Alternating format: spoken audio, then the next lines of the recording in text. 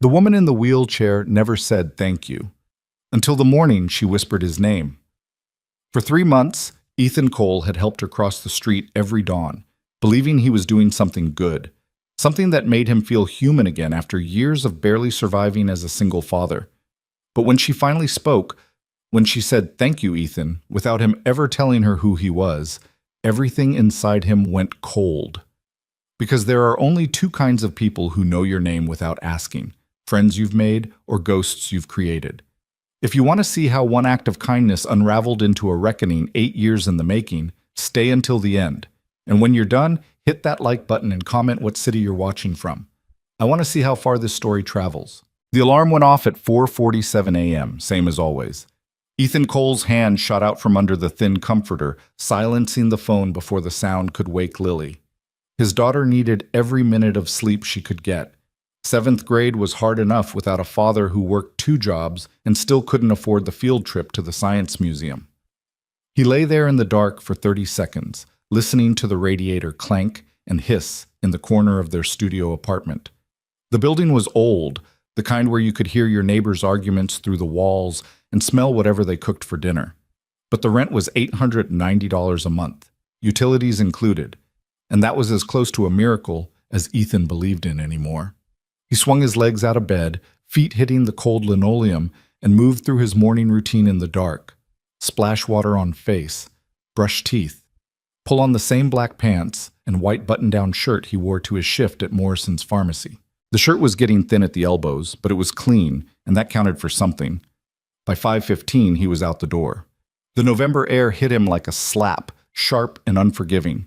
Boston didn't ease you into winter. It arrived all at once, turning the streets gray and the wind bitter. Ethan pulled his jacket tighter, a thin windbreaker that did almost nothing against the cold, and started the 15-minute walk to work. The city was still half asleep at this hour. A few early commuters hurried toward the T station, heads down, earbuds in. A delivery truck rumbled past, its exhaust creating small clouds in the frigid air. Somewhere in the distance, a siren wailed and then faded. Ethan had walked this route so many times he could do it with his eyes closed. Down Berkshire Street, left on Columbus, straight through the intersection at Hammond. It was at Hammond Street, right in front of the closed bakery with the faded awning, that he first saw her. The woman in the wheelchair. That had been 3 months ago, early September, when the mornings were still warm and the leaves hadn't started turning. She'd been sitting at the corner facing the crosswalk, her hands folded in her lap. The light was red, and she was just waiting. Ethan had noticed her particularly because she was so still. Most people waiting to cross a street had some kind of movement to them, checking their phones, shifting their weight, looking around. But this woman sat perfectly motionless, her face tilted slightly downward, dark hair falling forward to partially obscure her features. He'd stopped a few feet away, waiting for the light to change.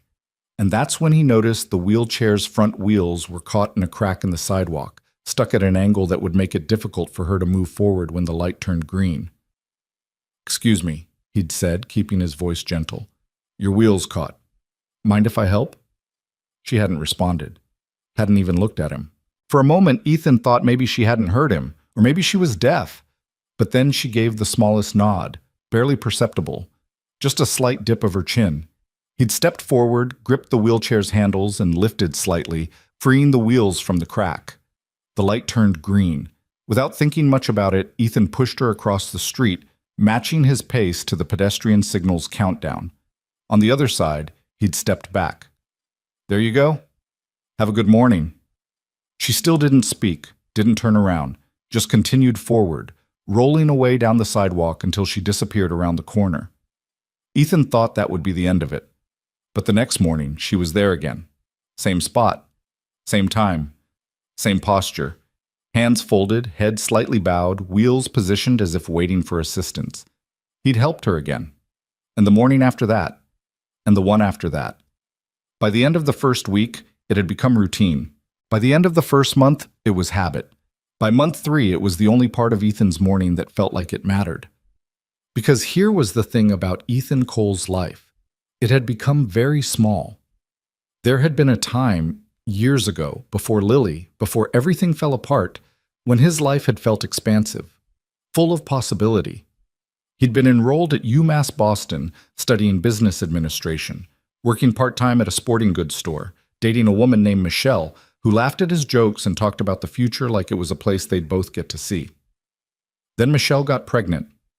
They tried to make it work, moved in together, talked about marriage, made plans that felt real for about 6 months. But Michelle had dreams that didn't include a baby or a boyfriend who was suddenly working 40 hours a week at a pharmacy instead of finishing his degree. She'd left 2 weeks after Lily was born, and Ethan hadn't heard from her since. He didn't blame her. Not really. Sometimes he imagined what his life would have looked like if he'd been the one to leave, and the fantasy was so seductive, so full of freedom and possibility, that it scared him. But he'd stayed. And staying had meant dropping out of school.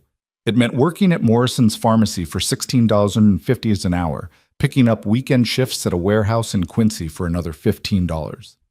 It meant learning to cook dinner for under $5, becoming an expert in thrift store shopping, and discovering exactly how much pride you could swallow before it stopped hurting. His world had contracted to a series of small, repeating loops: apartment to pharmacy to warehouse to apartment, Lily's school to parent-teacher conferences to Lily's school, grocery store every Sunday, laundromat every other Wednesday, church basement food pantry once a month when things got really tight. There wasn't room in that life for heroism or grand gestures. There was only the grinding work of survival, which is why helping the woman in the wheelchair felt important. It was small, yes, insignificant in the grand scheme of things, but it was something kind, something decent. It made him feel for 60 seconds each morning like he was still a person who helped other people, like he hadn't been entirely worn down to nothing. Lily noticed, of course. Lily noticed everything. "You're late again," she'd said one morning about 6 weeks into the routine, looking up from her cereal as Ethan hurried through the door at 3:45 p.m., 15 minutes past when he usually got home from his pharmacy shift. "Sorry, sweetheart, the bus was running behind." "The bus is always running behind."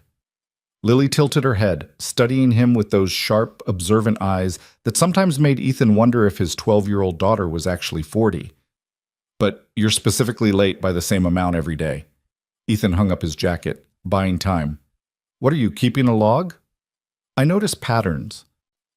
She pushed her glasses up her nose. Frames held together with electrical tape after a mishap at school last month. New glasses cost $200 they didn't have. "You help someone, don't you?" He shouldn't have been surprised. Lily was scary smart, the kind of kid who read 3 grades above her level and did her math homework in pen because she never made mistakes. "There's a woman," he admitted, sitting down across from her at their small kitchen table. "She's in a wheelchair. I help her cross the street in the mornings." Lily's expression didn't change. "Every morning?" "Yeah, every morning."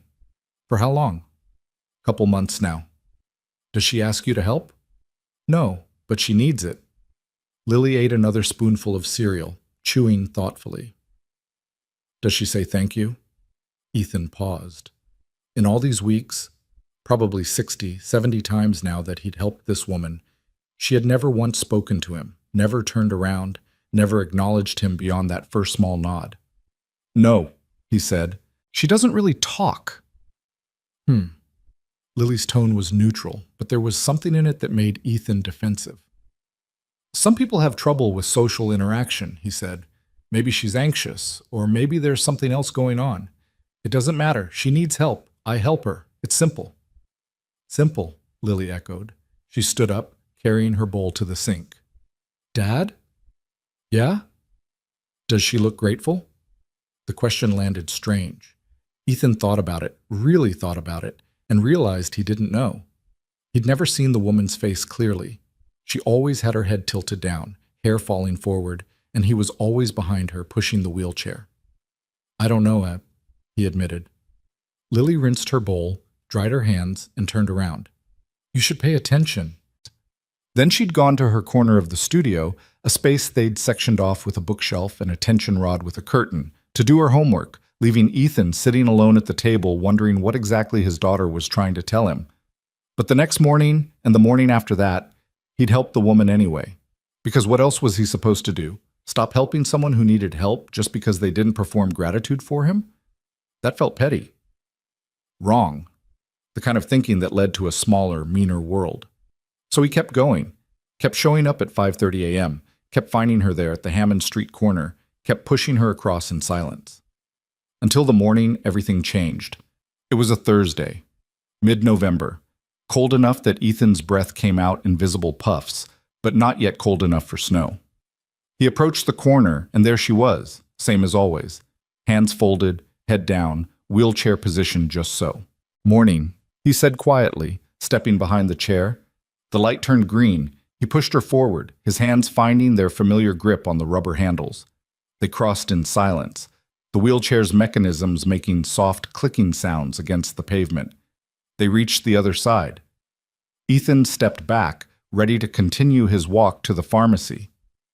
And that's when she spoke. "Thank you, Ethan." Her voice was soft but clear. 3 words, calm and deliberate. Ethan froze, his hand still resting on the wheelchair's handle. His entire body went cold. She'd said his name. His name. He stood there, not breathing, not moving, as she wheeled herself forward down the sidewalk without looking back. Within seconds, she had turned the corner and disappeared from view. Ethan's mind raced, trying to find a reasonable explanation. Maybe he'd worn his name tag from work by accident? He patted his chest. No, the name tag was in his pocket where it always was during his commute. Maybe she'd overheard someone call him by name? But who? There was never anyone else around at this hour. Maybe. No. There was no maybe. He had never told her his name. He was certain of it. Absolutely certain.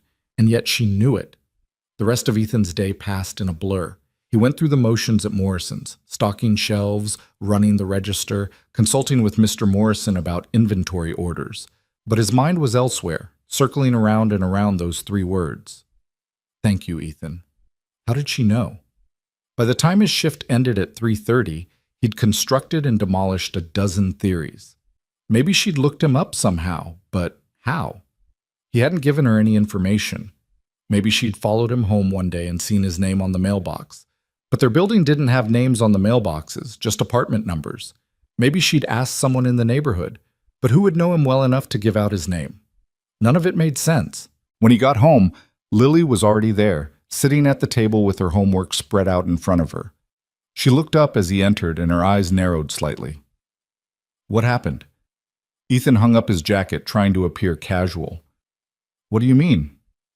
You look like you saw a ghost." He sat down across from her, rubbing his hands over his face. For a moment he considered not telling her, but Lily had a way of extracting information. She'd find out eventually, and it would be worse if he tried to hide it. "The woman I help in the mornings," he said slowly. "She spoke to me today." Lily put down her pencil. "What did she say?" "She said, 'Thank you.'" He paused. "And she said my name." His daughter's expression didn't change, but something shifted in her eyes, a sharpening of focus. "You never told her your name?" "No." "You're sure?" "Completely sure." Lily was quiet for a long moment, her fingers drumming against the table in a pattern that meant she was thinking. Finally she said, "Dad, have you ever actually looked at her? Like, at her face?" Ethan thought about it. "Not really. She always has her head down. For 3 months you've been helping this woman, and you've never seen her face. I'm behind her when I push the wheelchair, and when I'm not, she's looking down," Lily finished. "Which is weird, don't you think? Most people would at least glance at someone helping them." "Maybe she's shy." "Maybe." Lily's tone suggested she thought otherwise. "Or maybe she doesn't want you to recognize her." The word sent a chill through Ethan. "Recognize her from where?" "I don't know, but people don't usually hide their faces from strangers. They hide them from people they know." She leaned forward. "Dad, when's the last time you really thought about everyone you know? Not just now, but before. Before I was born. Before you worked at the pharmacy." Ethan's stomach tightened. There were parts of his past he didn't think about, couldn't afford to think about. "Lily, that was over a decade ago." "So?" "So I barely remember those years. I was a different person." "Were you a good person?" The question hit him like a physical blow. Lily's face was serious, her eyes searching his. Ethan started, then stopped. "What kind of question is that?" An important one. She gathered her homework into a neat pile. Because if this woman knows your name and you don't know how, that means something. And if she's been letting you help her every single day for months without saying anything, that means something too. It doesn't mean anything bad, Ethan said, hearing the defensiveness in his own voice. Maybe she's just... Dad? Lily's voice was gentle but firm. You taught me to trust my instincts. My instincts say something is wrong. That night, after Lily had gone to bed behind her curtain, Ethan sat alone at the kitchen table with a cup of instant coffee going cold in front of him. The apartment was quiet except for the ever-present hiss of the radiator and the distant sound of traffic on Columbus Avenue. He thought about what Lily had said, about being a good person, about the past. The truth was, there were years of his life he'd intentionally pushed away, buried under the weight of daily survival. After Michelle left, after he became a single father at 23, there'd been no time for reflection or regret, only the immediate demands of feeding a baby, finding work, keeping a roof overhead. But before that, before Lily, before responsibility, there had been a different Ethan. Younger, stupider, more careless with his choices. He got up and went to the small closet by the front door, reaching up to the top shelf where he kept a cardboard box he hadn't opened in years. Inside were remnants of his old life, a UMass student ID with a photo of him looking impossibly young, ticket stubs from concerts he could barely remember, a few birthday cards from his mother before she'd died, and a manila folder containing documents he'd shoved in there and tried to forget. His hands were shaking slightly as he pulled out the folder. Inside were papers from his early 20s, tax returns from his sporting goods store job, a lease agreement for an apartment in Alston he'd shared with 2 roommates, a traffic ticket from 2015, and underneath all of that, a police report. Ethan stared at it, his heart beginning to pound. He remembered this, had spent 8 years trying not to remember it. The report was dated March 17, 2017, a traffic accident on Route 93, just outside the city. Ethan had been a witness, one of several people who'd been driving nearby when a silver Honda Civic had been struck by a commercial truck that ran a red light. He remembered stopping, remembered the sound of twisted metal and car alarms, remembered giving his statement to the police officer who'd taken his information. What he remembered less clearly, what he'd worked very hard to forget, were the details that came after. A week later, a man had shown up at his apartment. Mid-40s, expensive suit, lawyer's card that identified him as representing Allied Interstate Trucking. The man had been polite, friendly even. He'd explained that the accident was complicated, that there were questions about who was at fault, that witness statements would be crucial. And then he'd offered Ethan money. Just to clarify a few things in your statement, the man had said, sliding an envelope across the kitchen table. Make sure the timeline is accurate. You might have been confused about the traffic light. It was late. You were tired. These things happen. Ethan had been 24 years old. He'd been working 40-hour weeks and taking night classes, trying to finish his degree while living in a shitty apartment and eating ramen for dinner 4 nights a week. His checking account had $127 in it. The envelope contained $3,000 in cash. He'd told himself it wasn't really lying. He'd told himself he genuinely might have been confused about the light, that maybe it had been yellow instead of red, that his memory wasn't perfect. He told himself that $3,000 could pay for 2 months of rent and the medical bill from when he'd sprained his ankle and gone to urgent care without insurance. He'd taken the money. He'd called the lawyer back and clarified his statement, changed a few words, adjusted the timeline, made it sound like maybe, possibly, the Honda Civic could have been at fault instead of the truck, and then he'd shoved the whole thing into a box and tried never to think about it again. Now, sitting in his dark apartment 8 years later, Ethan forced himself to read through the police report. There were 3 other witnesses listed. He scanned their names, trying to remember if any of them had seemed familiar. And then he saw it. Under victim information, driver of the Honda Civic, Clara Vaughn, age 24. Occupation, dancer. Injuries. Severe spinal trauma, compound fractures to both legs, internal bleeding. Ethan's hands went numb. He got up, went to the kitchen counter where he'd left his phone, and did something he should have done months ago. He searched for Clara Vaughn. The first result was a news article from March 2017. Local dancer's career cut short by tragic accident. The photo showed a young woman with dark hair and a radiant smile, posed mid-leap in a dance studio. The article explained that Clara Vaughn had been a rising talent in Boston's contemporary dance scene, performing with a prestigious company and teaching classes on the side. The accident had left her with permanent spinal damage and the loss of mobility in both legs. The second result was a legal filing from 2018, Vaughn v. Allied Interstate Trucking Settlement Agreement. Ethan clicked on it with shaking hands. The document was dense with legal language, but the essential facts were clear. Clara had sued the trucking company for damages. The case had initially looked strong, but witness testimony, specifically conflicting accounts about the traffic signal, had complicated her claim. The settlement she eventually received was a fraction of what her lawyers had initially sought. Ethan felt sick. His clarification had done that. His $3,000 had helped a corporation deny a young woman the compensation she deserved for an accident that destroyed her career and her body. He sat there for a long time, the phone screen going dark in his hand, trying to breathe. Clara Vaughn, the woman in the wheelchair he'd been helping every morning for 3 months. She knew exactly who he was, and she'd been waiting. Ethan didn't sleep that night. He lay in bed, staring at the ceiling, his mind racing through implications and possibilities. Why had Clara been at that corner every morning? What did she want? Was she planning to confront him, expose him, call the police? Worse, did she deserve to? The answer to that last question was obviously yes. Of course she deserved to.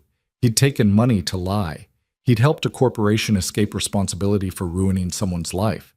The fact that he'd been young and broke and stupid didn't change what he'd done. But what was he supposed to do now? Go to her? Apologize? Try to explain that he'd been a different person back then? That he'd made a terrible choice he'd regretted ever since? Except he hadn't regretted it. Not really. He'd forgotten about it. Buried it. Let himself off the hook by pretending it had never happened. At 4:47 a.m., the alarm went off. Ethan silenced it and lay there in the dark, trying to decide what to do. He could skip the corner, take a different route to work, avoid Clara entirely and pretend this revelation had never happened. But that was the coward's choice, and whatever else he was, however many mistakes he'd made, Ethan didn't want to be a coward. Not in front of Lily. Not in front of himself.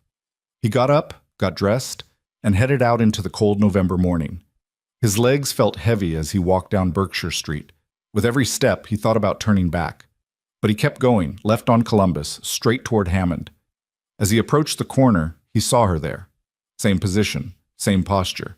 But this time, when he got close enough, she lifted her head.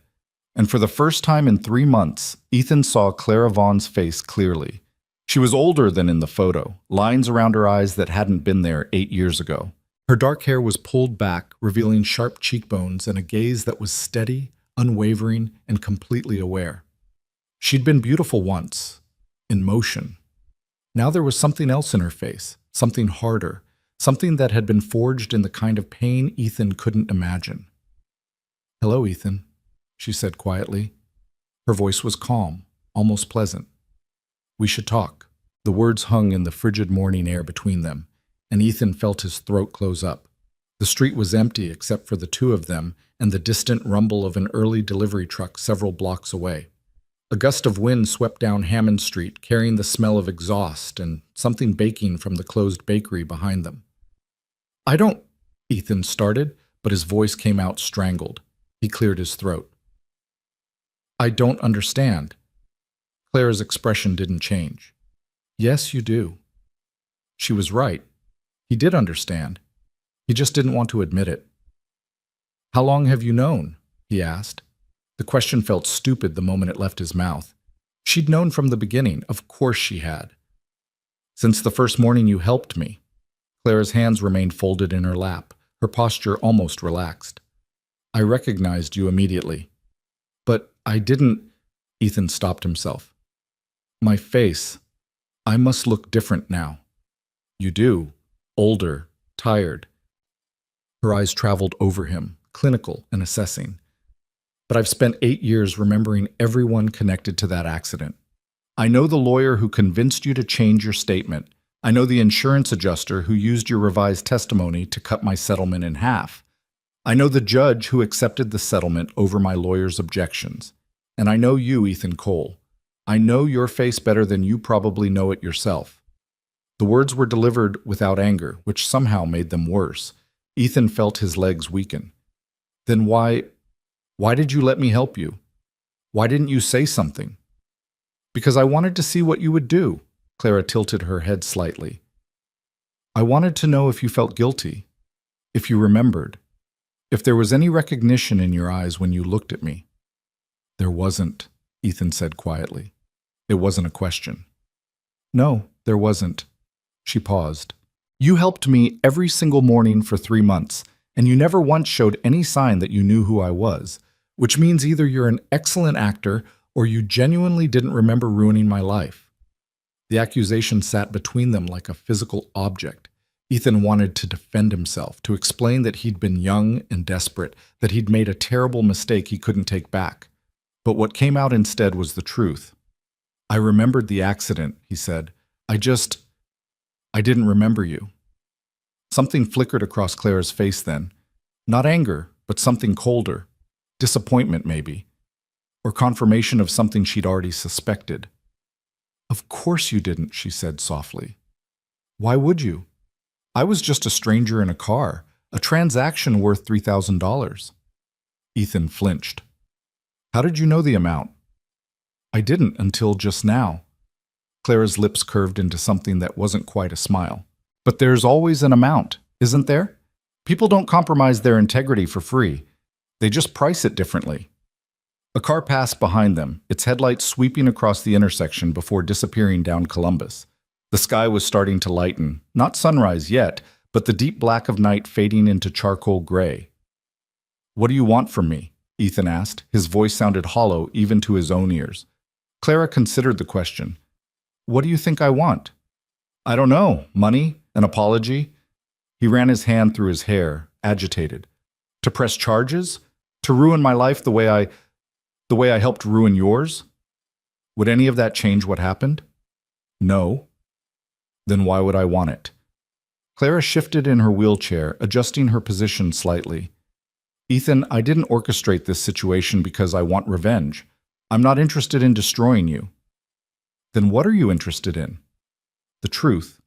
She met his eyes directly.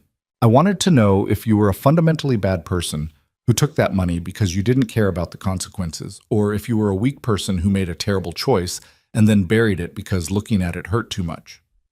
Ethan felt the assessment cut through him. "And which one am I?" "I don't know yet," Clara said. "That's why we're talking."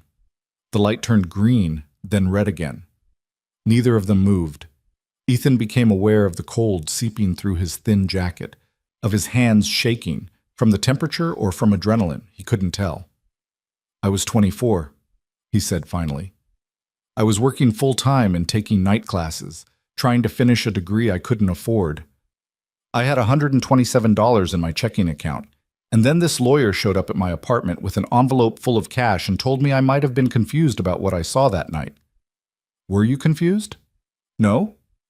The admission came out flat, factual. "I saw exactly what happened. The truck ran the red light. The driver was on his phone. I told the police officer all of that in my initial statement." Clara nodded slowly. "But then you changed it." "I told myself it was possible I'd been wrong, that maybe I'd misremembered, that maybe the stress of the accident had distorted my perception." Ethan's voice was quiet now, almost a whisper. "I convinced myself that $3,000 wasn't really the price of lying. It was just compensation for correcting the record." "And did you believe that?" Ethan thought about the question, really thought about it. "At the time, maybe. Or maybe I just needed to believe it because the alternative was admitting I was selling out a stranger for rent money." "And after?" Clara pressed. "In the years since? Did you think about it?" This was the part that made Ethan sick with shame. "No, I didn't think about it at all. I took the money, paid my rent, finished the semester. 6 months later, my girlfriend got pregnant and my whole life changed, and I just let myself forget. I shoved those papers in a box and pretended it never happened. Until last night." "How did you—" Ethan started, then stopped. Of course she knew. She'd been watching him for 3 months. She'd probably seen the change in his face this morning, the evidence of a sleepless night. "You went home and looked me up," Clara said. It wasn't a question. "Found the news articles, the lawsuit, realized who I was and what your testimony cost me." "Yes." "And how did that feel?" The question was delivered without malice, but Ethan heard the weight behind it. Clara wasn't asking out of curiosity. She was asking because his answer mattered. "Like I wanted to throw up," he said honestly.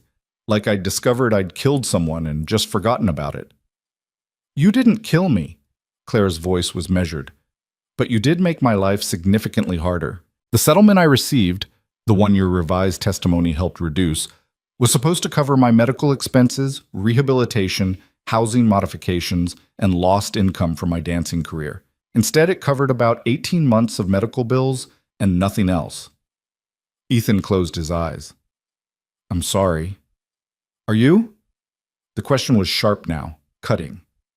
"Are you sorry you did it, or are you sorry you got caught?" His eyes snapped open. "Both. I'm sorry for both.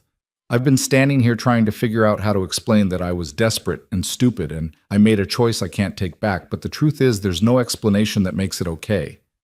I traded your future for $3,000 and then I forgot about you entirely. That's not something apologies fix." Clara studied him for a long moment.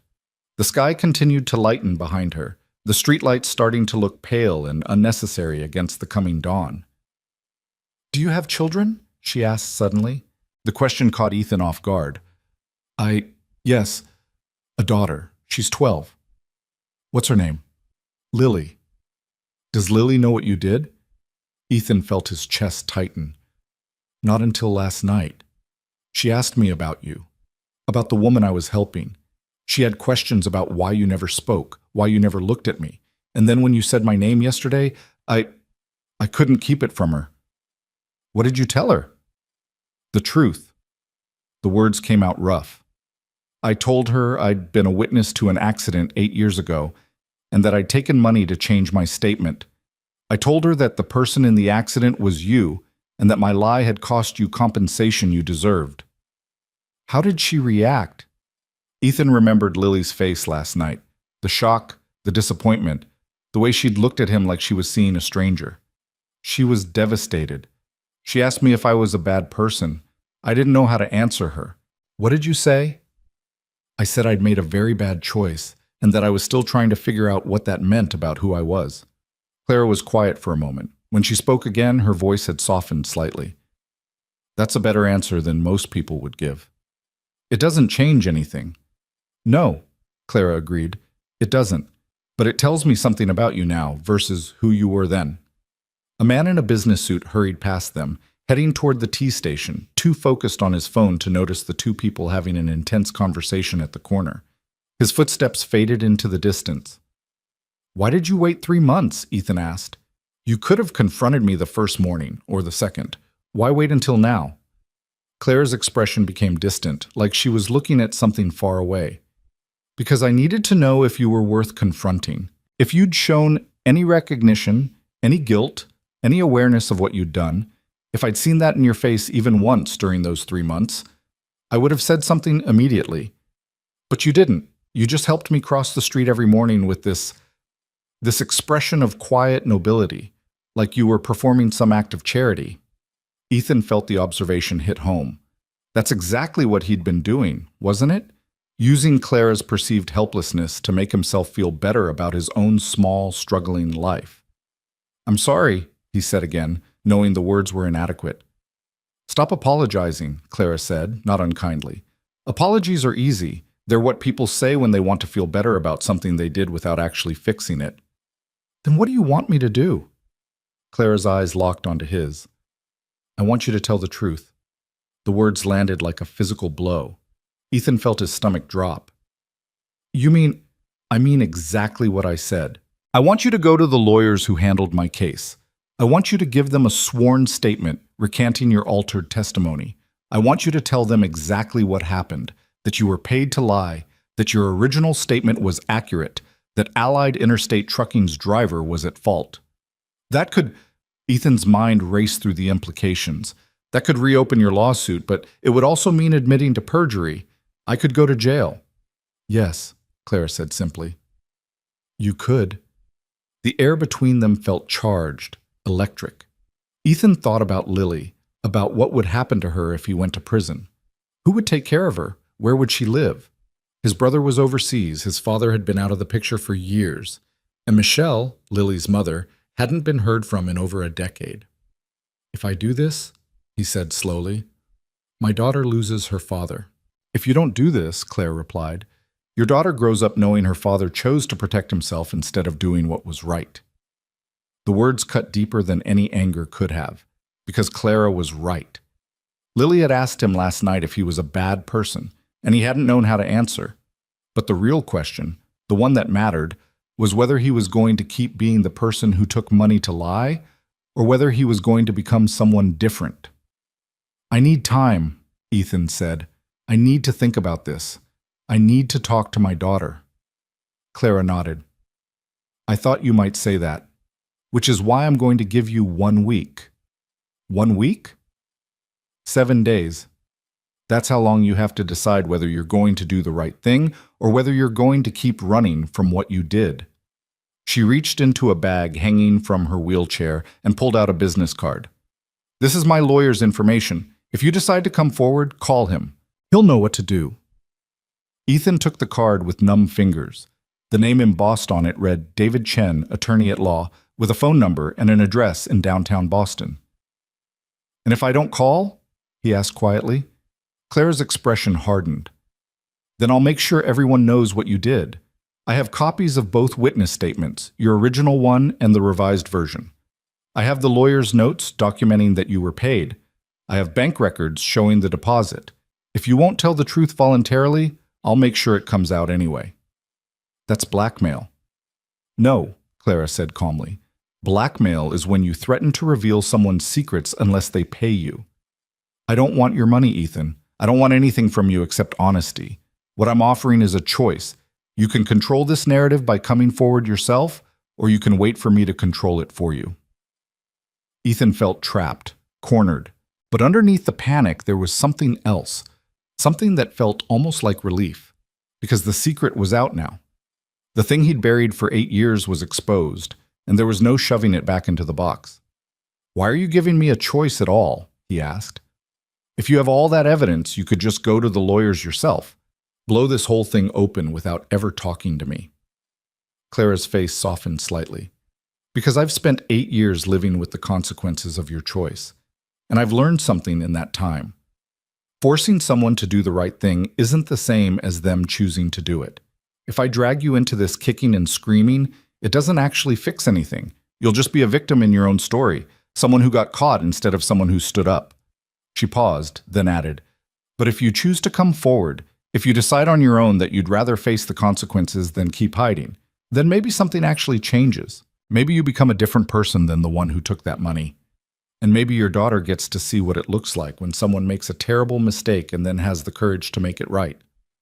Ethan felt tears prick at the corners of his eyes. He blinked them back.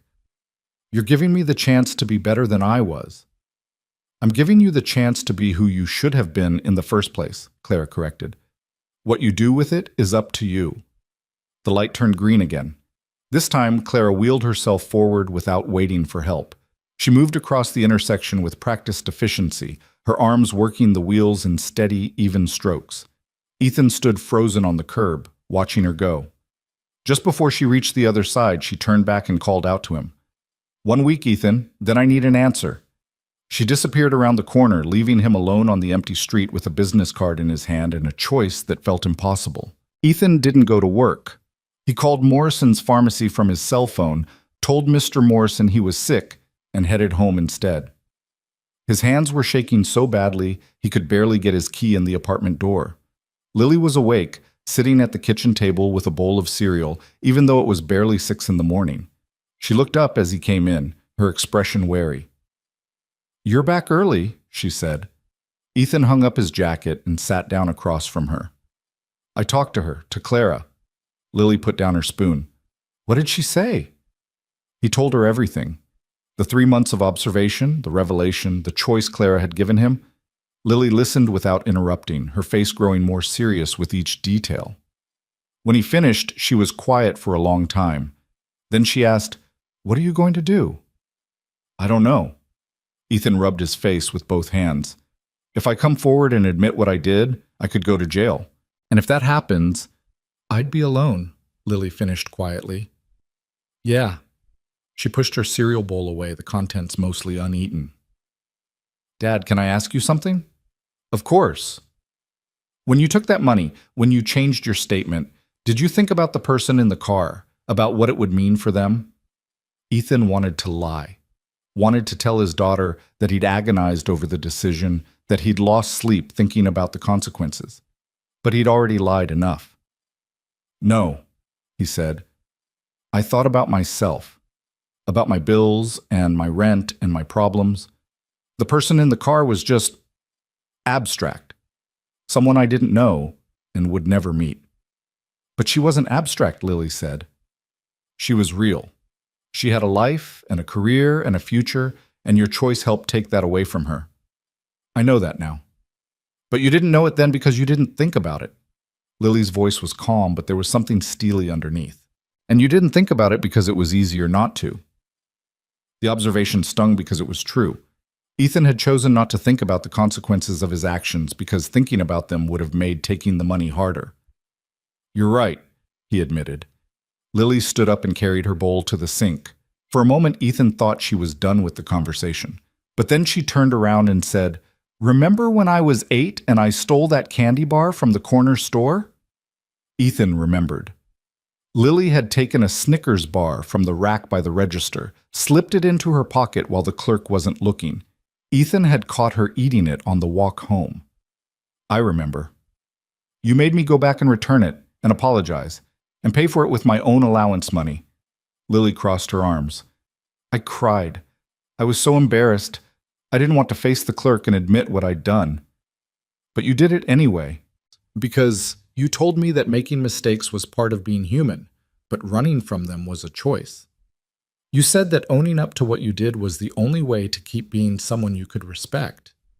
She paused. "Do you still believe that?" The question hung in the air between them. Ethan thought about that afternoon 8 years ago, about the choice between $3,000 and integrity. He thought about every morning since then when he'd pushed Clara across the street, performing kindness while ignorant of the damage he'd caused. And he thought about the man he wanted to be, not the man he'd been at 24, but the man he could choose to become now. "Yes," he said finally. "I still believe that." Lily nodded. "Then I think you know what you have to do." "It's not that simple. If I go to jail—" "Dad," Lily's voice was gentle but firm. "I'm 12 years old. I'm not a baby. I know what could happen if you tell the truth. But I also know what happens if you don't." "What's that?" "I grew up knowing that when things got hard, when you had to choose between doing the right thing and protecting yourself, you chose yourself. And every time I look at you, I'll wonder if you'd make that same choice again. If when it really mattered, you'd choose me over doing what was right." The words hit Ethan like a punch to the gut, because Lily was articulating something he hadn't even fully processed himself, that his choice now would define their relationship for the rest of her life. "I don't want you to be alone," he said quietly. "I don't want that either," Lily replied. "But I'd rather be alone temporarily than spend the rest of my life with a father who taught me that integrity only matters when it's convenient." Ethan felt something break open inside his chest. His daughter, his 12-year-old daughter, was braver and clearer about right and wrong than he'd been at 24. Than he'd been at 32, for that matter. "When did you get so wise?" he asked, his voice rough. "I had a good teacher," Lily said. "At least I did before last night." The words stung, but they were fair. Ethan had spent 12 years teaching his daughter about responsibility, honesty, and standing up for what was right. And then she'd discovered that he'd failed to live up to those standards himself. "I can fix this," he said. "I can be that teacher again." "I know you can." Lily came back to the table and sat down across from him. "But you have to actually do it, not just talk about it." Ethan looked at his daughter's face. Serious, determined, holding him accountable in a way that most adults wouldn't. And he realized that this was the moment that would define the rest of their lives together. Not the mistake he'd made 8 years ago, but the choice he made now, with full knowledge of the consequences. "I'm going to call the lawyer," he said. "I'm going to tell the truth about what happened, and I'm going to face whatever comes after." Lily's expression didn't change, but something eased in her shoulders. "Okay. But we need to make plans. In case things go badly, we need to figure out where you'll stay, who'll take care of you if I can't." "We'll figure it out," Lily said. "But Dad?" "Yeah. Thank you for choosing the right thing." Ethan felt tears burn in his eyes. He reached across the table and took his daughter's hand. "I'm sorry it took me so long to get here." "Better late than never," Lily said softly. They sat there together as the morning sun finally broke over the buildings outside, streaming through their small window and filling the kitchen with pale yellow light. Ethan thought about Clara, about the 8 years she'd spent rebuilding a life after her future had been stolen. He thought about the $3,000 that had seemed so important at the time, and how little it meant compared to what it had cost. And he thought about the phone call he needed to make. "I should do this now," he said, pulling out the business card Clara had given him, "before I lose my nerve." Lily squeezed his hand. "I'll be right here." Ethan picked up his phone and dialed the number on the card. It rang 3 times before someone answered. "David Chen's office." "Hi," Ethan said, his voice steadier than he expected. "My name is Ethan Cole. I need to speak with Mr. Chen about a case involving Clara Vaughn. I have information about witness testimony that was compromised." There was a pause on the other end of the line. "Can you hold, please?" "Yes." The line went to hold music, something classical and oddly soothing. Ethan looked at Lily, who gave him an encouraging nod. 30 seconds later, a man's voice came on the line. "This is David Chen. Am I speaking with Ethan Cole?" "Yes, sir." "And you're calling about the Vaughn case? The Allied Interstate trucking accident from 2017? "Yes. I was a witness. I gave testimony that—" Ethan's throat tightened. "That wasn't truthful, and I'd like to correct the record." Another pause, longer this time. When Chen spoke again, his voice was carefully neutral. "Mr. Cole, are you aware that what you're describing could have serious legal implications for you personally?" "Yes, sir, I am." "And you still want to proceed?" Ethan looked at his daughter, at her clear, honest eyes. "Yes, I do." "All right," Chen said. "I think we need to meet in person. Are you available this afternoon?" "I'll make myself available." "Good. Come to my office at 2 o'clock. The address is on the card Ms. Vaughn gave you. And Mr. Cole?" "Yes?" "You're doing the right thing." The words should have felt reassuring, but they just made Ethan more aware of how wrong everything that had come before had been. "Thank you," he said. "I'll see you at 2. He hung up and sat there for a moment, staring at his phone. It was done. He'd set the wheels in motion. There was no taking it back now. "How do you feel?" Lily asked. Ethan thought about it, terrified, ashamed, uncertain about the future. But underneath all of that, there was something else, something that felt almost like freedom. "Like I can finally breathe," he said. The hours between the phone call and the 2 o'clock appointment stretched out like taffy, each minute feeling both too fast and impossibly slow. Ethan sat at the kitchen table with a cup of coffee he couldn't bring himself to drink, watching the clock on the microwave tick forward with mechanical indifference. Lily had gone to school after making him promise, twice, that he would actually go to the meeting and wouldn't talk himself out of it. She'd hugged him at the door, fierce and quick, before heading out into the November morning with her backpack slung over one shoulder. Now the apartment felt too quiet, too empty. Ethan kept running through scenarios in his head, each one worse than the last. What if the lawyer called the police immediately? What if there was a warrant issued before he even left the office? What if he never came home again? He forced himself to get up, to move. He showered and dressed in the only outfit that felt remotely professional, a pair of khaki pants and a button-down shirt he usually reserved for parent-teacher conferences. In the bathroom mirror, he looked pale, older than his 32 years, with dark circles under his eyes that spoke of the sleepless night he'd endured. At 1:30, he left the apartment and walked to the T station. The train was half empty, filled with the usual midday crowd of students and shoppers and people whose work schedules didn't follow the traditional 9 to 5. Ethan sat by the window, watching the city slide past, thinking about all the lives being lived in the buildings and streets around him. People who'd never taken money to lie, who'd never compromised someone else's future for their own comfort. Or maybe they had. Maybe everyone carried secrets like his, buried deep and carefully ignored. Maybe the world was full of people who'd made terrible choices and spent the rest of their lives pretending they hadn't. The thought didn't make him feel better. David Chen's office was in a modest building in downtown Boston, sandwiched between a Thai restaurant and a dry cleaner. The lobby was small but clean, with vinyl chairs and a reception desk where a woman in her 50s sat typing on a computer. "Ethan Cole," he said. "I have a 2 o'clock appointment." She looked up, her expression neutral but not unfriendly.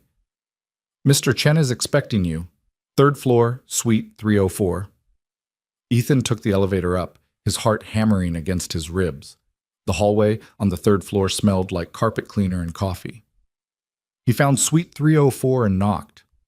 "Come in," a voice called. David Chen was younger than Ethan expected, maybe 40, with dark hair going gray at the temples and wire-rimmed glasses. He stood up from behind a desk covered in file folders and extended his hand. "Mr. Cole, thank you for coming." They shook hands.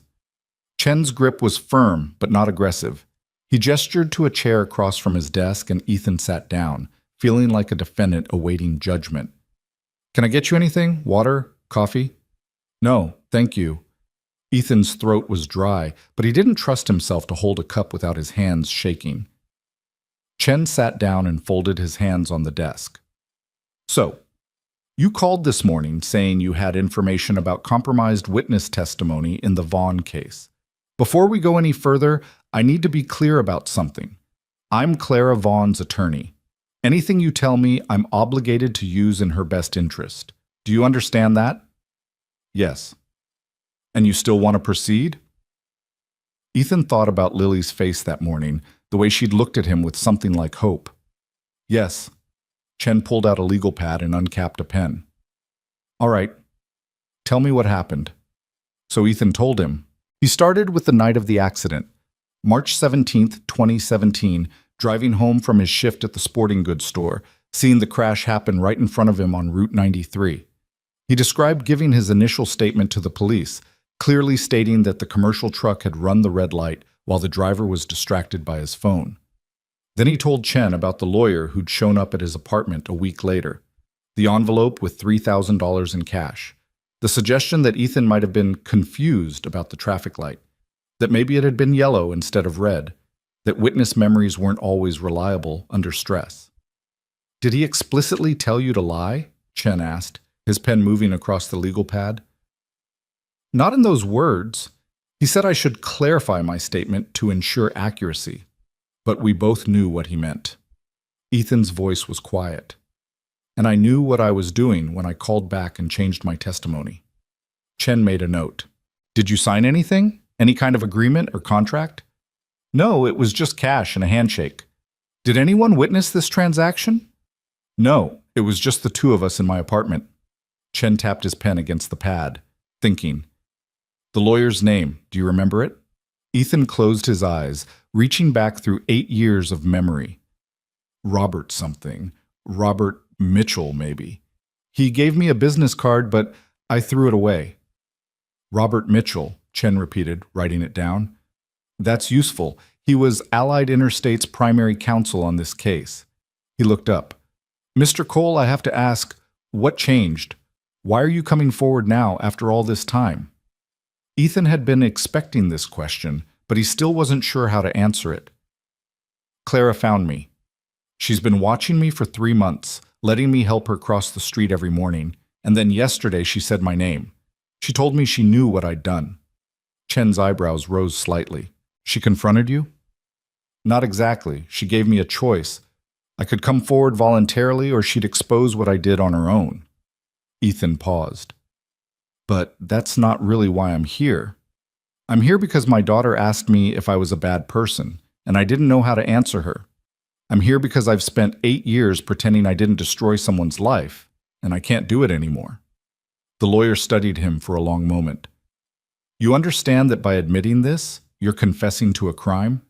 Witness tampering, potentially perjury, depending on how the revised statement was formalized. You could face criminal charges." "I know." "You could go to prison." "I know that too." Chen leaned back in his chair. "Most people in your position would hire a lawyer before making any statements, would claim they were coerced or confused, would fight this every step of the way." "I'm not most people," Ethan said. "Then, more honestly, or maybe I am, and I'm just tired of being that person." Something shifted in Chen's expression. Not quite approval, but a kind of acknowledgement. "All right, here's what happens next. I'm going to prepare a sworn affidavit based on what you've told me today. You'll review it, and if everything is accurate, you'll sign it in front of a notary. Once that's done, I'll file a motion to reopen Clara's case based on newly discovered evidence, specifically your recantation of the altered testimony. How long will that take?" "The affidavit? A few days. The motion itself could take weeks or months to be heard, depending on the court's schedule.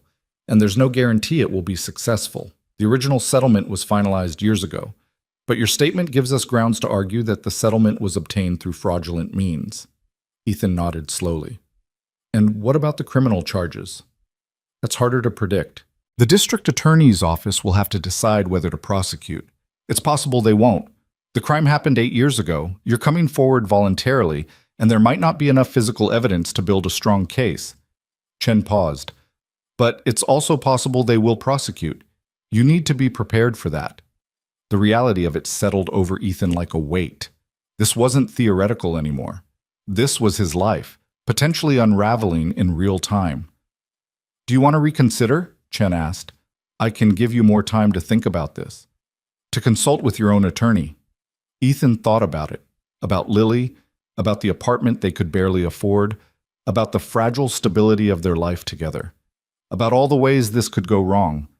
Then he thought about Clara's face that morning, about the 8 years she'd spent in a wheelchair because a truck driver had been on his phone, and because Ethan had been willing to lie for money. "No," he said. "I don't need more time. I want to do this." Chen nodded and pulled out a thick file from his desk drawer. "This is Clara's case file. I'm going to go through some details with you to make sure your recollection aligns with the existing evidence. It's going to take a while, probably 2 or 3 hours. Are you okay with that?" "I'm okay with that." For the next 3 hours, Ethan answered questions. What time had the accident occurred? What was the weather like? Where exactly had he been positioned on the road? What had he seen in the moments before impact? Chen cross-referenced everything Ethan said against the police report, the accident reconstruction, and the testimony of other witnesses. It was exhausting. Ethan found himself reliving that night in vivid detail. The screech of tires, the sound of metal crumpling, the way the Honda Civic had spun across 2 lanes before coming to rest against the median barrier. He'd been 24 years old, driving home after a 10-hour shift, and he'd seen a woman's life change in an instant. And then he'd helped the people responsible escape accountability. By the time Chen finally put down his pen, it was almost 5:30. The light outside the office window had faded to the deep blue of early evening. "That's everything I need for now," Chen said. "I'll draft the affidavit and have it ready by Friday. Can you come back then to review and sign it?" "Yes." Ethan stood up, his legs stiff from sitting so long. "Can I ask you something?" "Of course." "How is Clara? I mean, beyond the physical stuff. Is she okay?" Chen considered the question. "She's resilient, stronger than most people would be in her situation. But the accident took a lot from her. Her dance career, obviously, her financial security, her sense of safety in the world." He paused. The hardest part wasn't the physical injuries. It was the knowledge that the system failed her, that people lied and got away with it, and there was nothing she could do about it. Ethan felt the words like a knife between his ribs. "I was one of those people." "Yes," Chen said simply, "you were.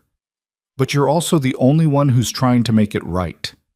The observation didn't make Ethan feel better, but it gave him something to hold on to as he left the office and stepped back out into the cold November evening. He took the T home, watching the city lights blur past the train windows. Commuters packed in around him, people heading home from work, heading out to dinner, living their normal lives. Ethan wondered how many of them were carrying secrets like his. How many had made choices they couldn't take back? When he got home, Lily was already there, sitting at the kitchen table with her homework spread out in front of her. She looked up as he came in, her eyes searching his face. How did it go? Ethan hung up his jacket and sat down across from her. I told him everything. He's drafting an affidavit for me to sign on Friday. And then what? And then he files a motion to reopen Clara's case, and we wait to see what happens. Lily closed her textbook. Are you scared? Terrified, Ethan admitted, but also relieved. Like I've been holding my breath for 8 years, and I can finally exhale. His daughter reached across the table and took his hand. I'm proud of you, Dad. The words broke something open in Ethan's chest. He squeezed her hand, not trusting himself to speak. They sat there together as darkness settled over the city outside. After a while, Lily started talking about her day at school, a quiz in social studies, a conflict with a friend at lunch, a funny thing her science teacher had said. Normal, everyday things that felt precious precisely because they were normal. Ethan listened and responded and tried to memorize this moment, this feeling of sitting with his daughter in their small apartment, both of them knowing that everything was about to change but choosing to be present anyway. That night, after Lily had gone to bed, Ethan sat alone in the dark and thought about Clara. He wondered what she was doing right now, whether she knew he'd gone to see her lawyer, whether she felt any satisfaction in knowing he was finally facing the consequences of what he'd done. He wondered if she'd ever be able to forgive him. He wondered if he deserved forgiveness. The next few days passed in a strange limbo. Ethan went to work at the pharmacy, restocking shelves and helping customers, all while knowing that his life was a ticking clock counting down to Friday. He didn't see Clara at the usual corner. Either she'd stopped coming or she was taking a different route. He wasn't sure which possibility bothered him more. Lily watched him carefully, asking how he was feeling, making sure he was eating enough. At 12 years old, she'd somehow become the parent in their relationship, and Ethan felt both grateful for her presence and guilty that she had to shoulder this burden. On Thursday night, Mr. Morrison asked Ethan to stay late to help with inventory. They were in the back room counting boxes of bandages and over-the-counter medications when Morrison cleared his throat. You've seemed distracted this week, he said. Everything okay at home? Ethan considered lying, then decided he'd done enough of that for one lifetime. Not really. I'm dealing with some legal issues from a long time ago.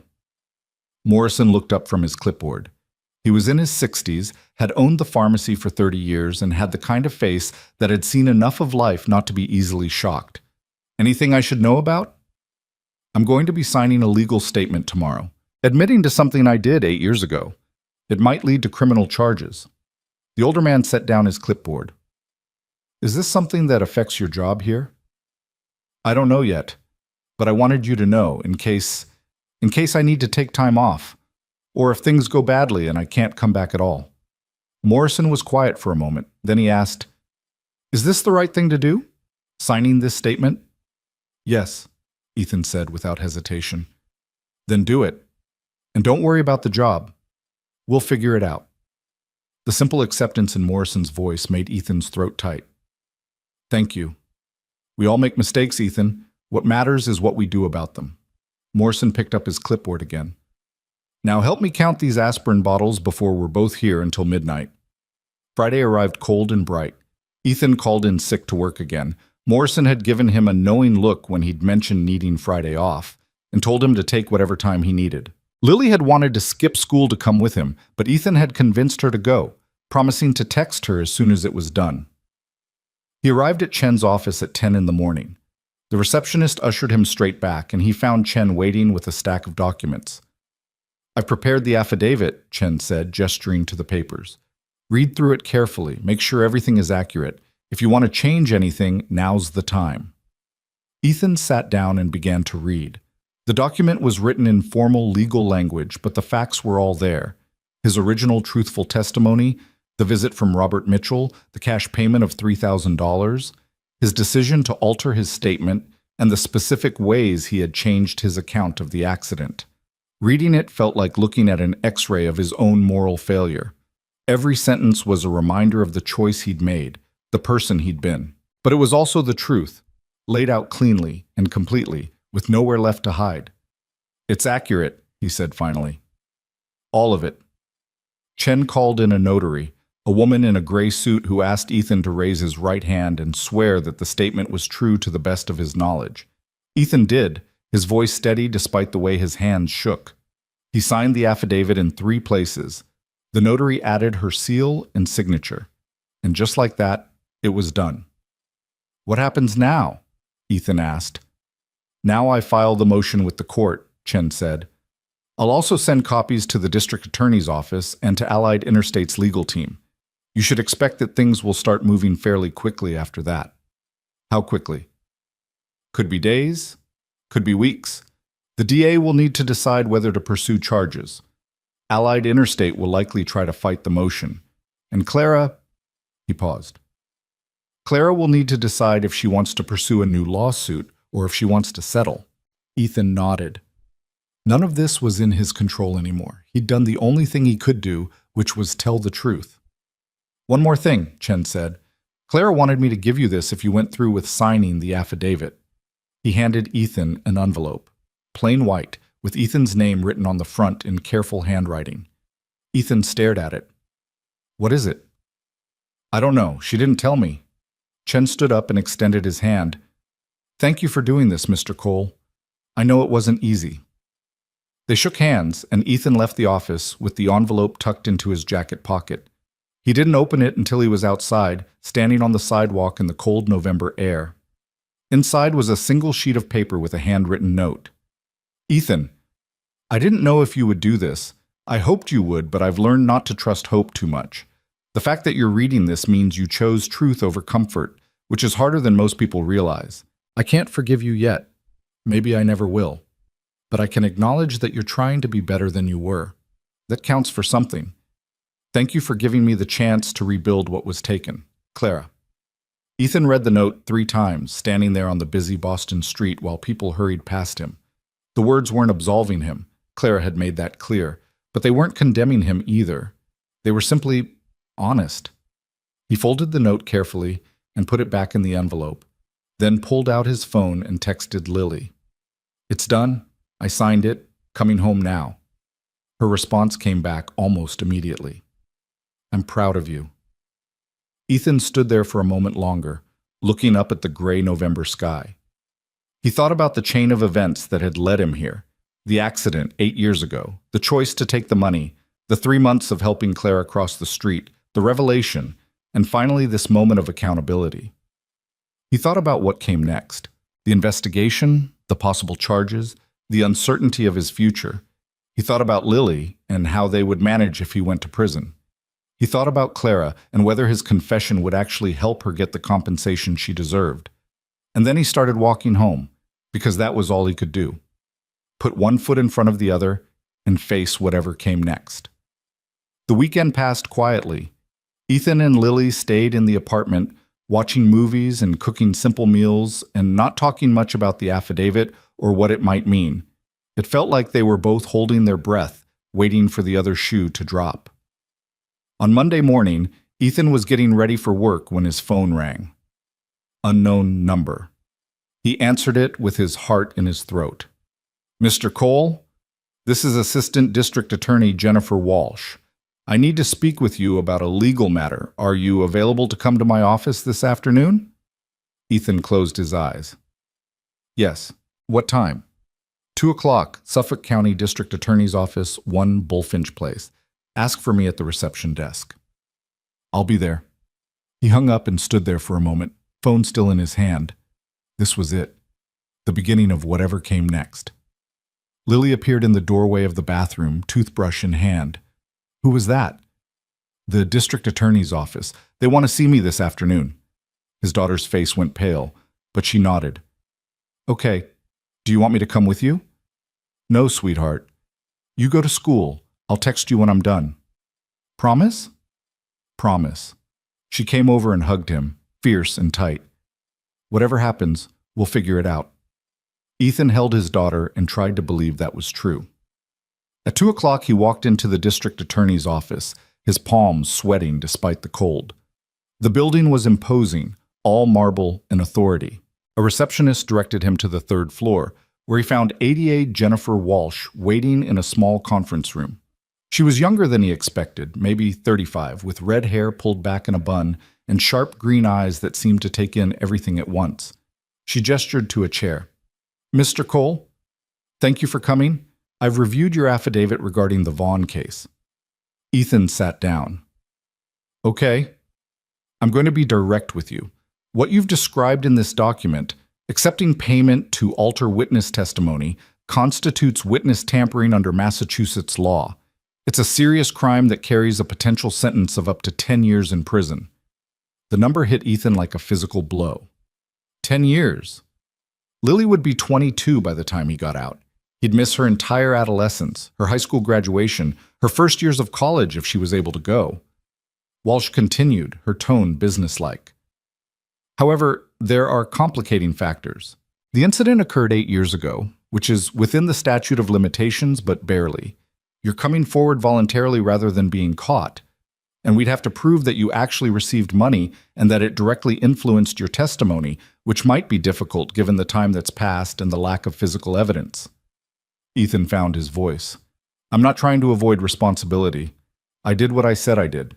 I took the money, and I lied." Walsh studied him. "I believe you, but belief and prosecutable evidence are 2 different things." She pulled out a folder. "I've also been reviewing the original case. The lawyer who allegedly paid you, Robert Mitchell, has since been disbarred for unrelated ethics violations. Allied Interstate Trucking has a documented history of pressuring witnesses in accident cases. And your original statement, the truthful one, aligns with the testimony of 2 other witnesses and the accident reconstruction report." "So what does that mean?" "It means I have options." Walsh leaned back in her chair. "I could charge you with witness tampering and take this to trial. We might win, we might not, or I could offer you a deal. You cooperate fully with the investigation into Allied Interstate and Robert Mitchell, you testify if we pursue charges against them, and in exchange, we pursue reduced charges or potentially no charges against you." Ethan's mind raced. "You'd go after them instead of me? They're the bigger fish. Mitchell was a licensed attorney who corrupted the legal process. Allied Interstate has done this multiple times. You're a kid who made a terrible choice when you were desperate."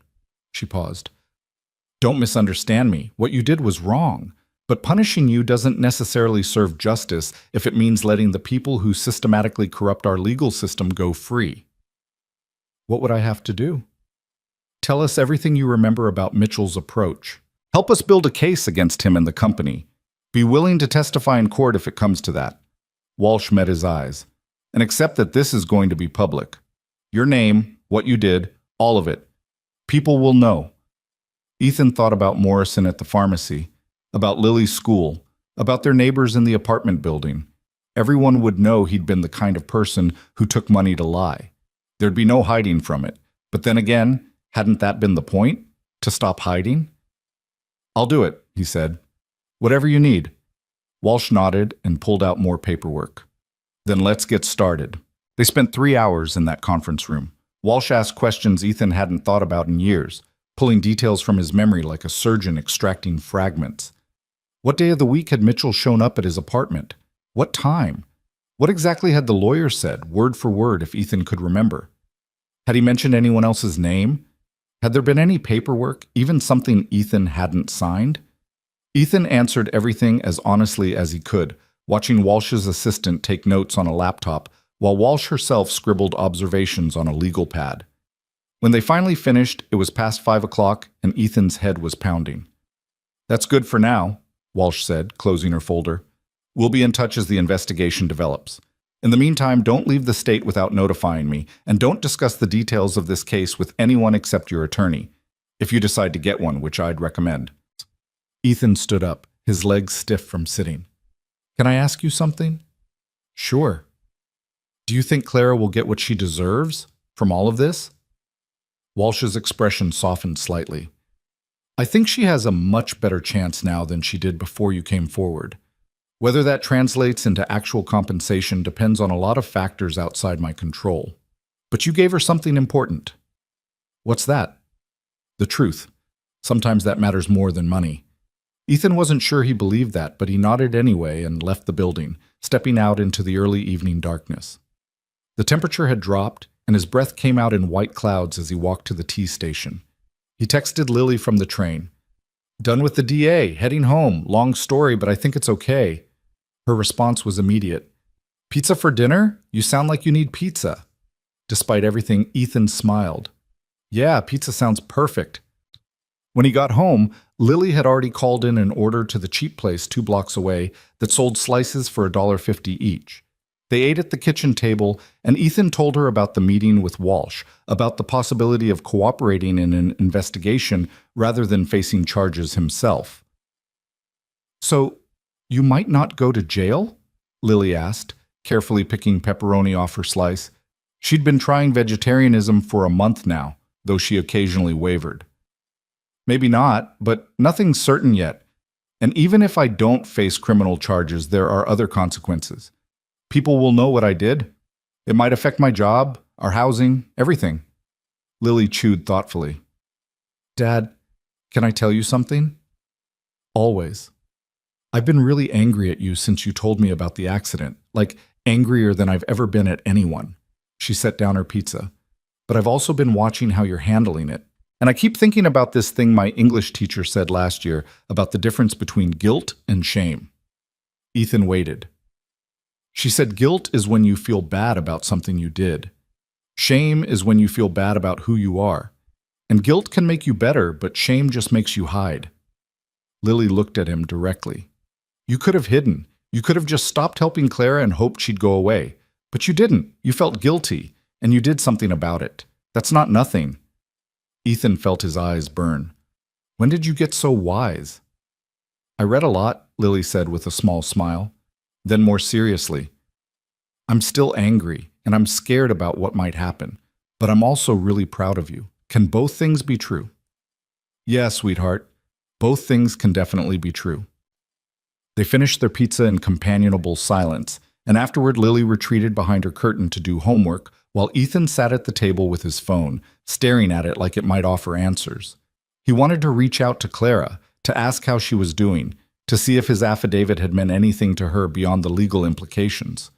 But he didn't have her number, didn't know where she lived, and wasn't sure she'd want to hear from him anyway. The note she'd sent had been carefully neutral, acknowledging his choice without forgiving it. Maybe that was all he deserved. Maybe that was all he'd ever get.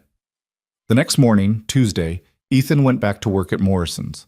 He arrived 15 minutes early and found Morrison already there, restocking the pharmacy counter. Ethan, the older man said, looking up. How'd things go Friday? Complicated, Ethan admitted, but I did what I needed to do. Morrison studied him for a moment, then nodded. Good. We're short-staffed today. Daniel called in sick. You mind taking the front register while I handle prescriptions? It was a return to normalcy that Ethan hadn't expected to feel so grateful for. He took his position at the register, helping customers buy cold medicine and batteries and magazines, losing himself in the routine of scanning items and making change. Around 10:30, a woman came in that Ethan didn't recognize at first. She was maybe 50, well-dressed in a wool coat, and she stood in the vitamin aisle for several minutes before approaching the counter with a bottle of calcium supplements. As Ethan rang her up, she said quietly, You're Ethan Cole, aren't you? His hand stilled on the register. Yes. I'm Margaret Stokes. I work at the Boston Globe. She pulled out a business card. I'd like to talk to you about the Vaughn case. About your affidavit. Ethan felt his stomach drop. How do you know about that? Court filings are public record. Your name is on the motion to reopen the case. Her expression was professional, but not unkind. This is a significant story, Mr. Cole. Corporate corruption, witness tampering, a woman denied justice for 8 years. People should know about it. I don't want to be in the news, Ethan said. I understand that. But this story is going to come out whether you talk to me or not. The question is whether you want your perspective included. She slid the business card across the counter. Think about it. Call me if you change your mind. She paid for her vitamins and left, and Ethan stood there holding her card, feeling like the world was closing in around him. That night he told Lily about the reporter. Are you going to talk to her? His daughter asked. I don't know. Walsh said this would be public, but I didn't think it would happen this fast. Lily was quiet for a moment, then said, Maybe you should. Why? Because if you don't tell your side, someone else will tell it for you, and they might get it wrong. She looked at him seriously. You made a mistake, but you're also trying to fix it. People should know that part too. Ethan wasn't convinced, but he kept the reporter's card. The story broke 3 days later. Ethan was at work when his phone started buzzing with notifications. Text messages from people he hadn't heard from in years, all asking if he'd seen the Globe article. He waited until his lunch break to actually read it. The headline was stark. Former witness admits to false testimony in 2017. Accident case implicates corporate lawyer in bribery scheme. The article laid out everything. The accident, Claire's injuries, the settlement that was far less than her lawyers had sought, and Ethan's affidavit admitting he'd been paid to change his testimony. It named Robert Mitchell and Allied Interstate Trucking, and it included a statement from David Chen saying that Claire was pursuing legal action to overturn the original settlement. What surprised Ethan was that his name was mentioned but not sensationalized. The article presented him as someone who'd made a serious mistake and was now attempting to correct it, emphasizing the corporate corruption angle more than his individual failure. But it was still his name in print, permanently attached to the words false testimony and bribery. He called Lily during his break. I saw it, she said before he could speak. Some kids at school were talking about it. One of them recognized our last name. Ethan felt sick. Are you okay? Did anyone say anything to you? A couple people asked if I was related to you. I said yes. One girl said her mom works in insurance and that companies do this kind of thing all the time, that you were brave for coming forward. Lily paused. Another kid called you a liar and said you should be in jail. I'm sorry, sweetheart. Don't be. They're both right, aren't they? You did lie, but you are coming forward. Her voice was steady, stronger than it should be for a 12-year-old dealing with this. I can handle it, Dad. The question is whether you can. That afternoon, Morrison called Ethan into the back office. The older man's face was grave, and Ethan braced himself for termination. I saw the article, Morrison said, and I've already had 2 customers ask if you still work here. I understand if you need to let me go, Ethan said quietly. Morrison leaned back against his desk. Why would I do that? Because I'm a liability. Because customers won't trust someone who admitted to lying. Ethan, you lied 8 years ago when you were a desperate kid who made a bad choice. Now you're a man who's trying to make it right, even though it might cost you everything. Morrison crossed his arms. In my experience, that's exactly the kind of person I want working for me. Someone who knows what it means to face consequences. Ethan felt his throat tighten. Thank you. Don't thank me yet. This is going to get messier before it gets better.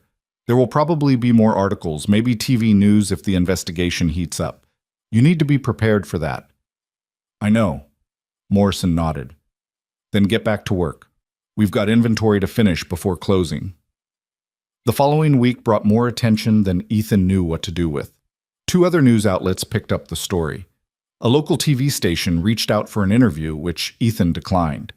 People in the neighborhood started recognizing him, some with sympathy, others with barely concealed disdain. The hardest part was the online comments on the news articles. Ethan knew he shouldn't read them, but he couldn't help himself. Some people called him a hero for coming forward. Others said he should be in prison regardless of cooperation. A few suggested he was only confessing because he'd been caught, not because he felt genuine remorse. That last accusation stung the most because there was truth in it. He hadn't felt remorse until Clara forced him to remember. He'd buried the guilt so effectively that it took a face-to-face confrontation to unearth it. On Friday night, a week and a half after signing the affidavit, Ethan's phone rang with an unfamiliar number. He almost didn't answer it, assuming it was another reporter, but something made him pick up. Hello? Ethan, this is David Chen. I wanted to update you on the case. Ethan sat down at the kitchen table. Okay. The motion to reopen Clara's lawsuit was granted yesterday. The judge reviewed your affidavit and agreed that there's sufficient evidence of fraudulent conduct to warrant reconsideration of the original settlement. Chen's voice was cautiously optimistic. We're moving forward with a new lawsuit against Allied Interstate Trucking. That's good, Ethan said. That's really good. It is. But there's something else. The district attorney's office has formally opened an investigation into Robert Mitchell and Allied Interstate. They want you to testify before a grand jury next month. The words landed heavy. What does that involve? You'll be asked to recount the same information you've already provided, but under oath and in front of a panel of citizens who will decide whether there's enough evidence to indict Mitchell and potentially others at the company. It's a significant step.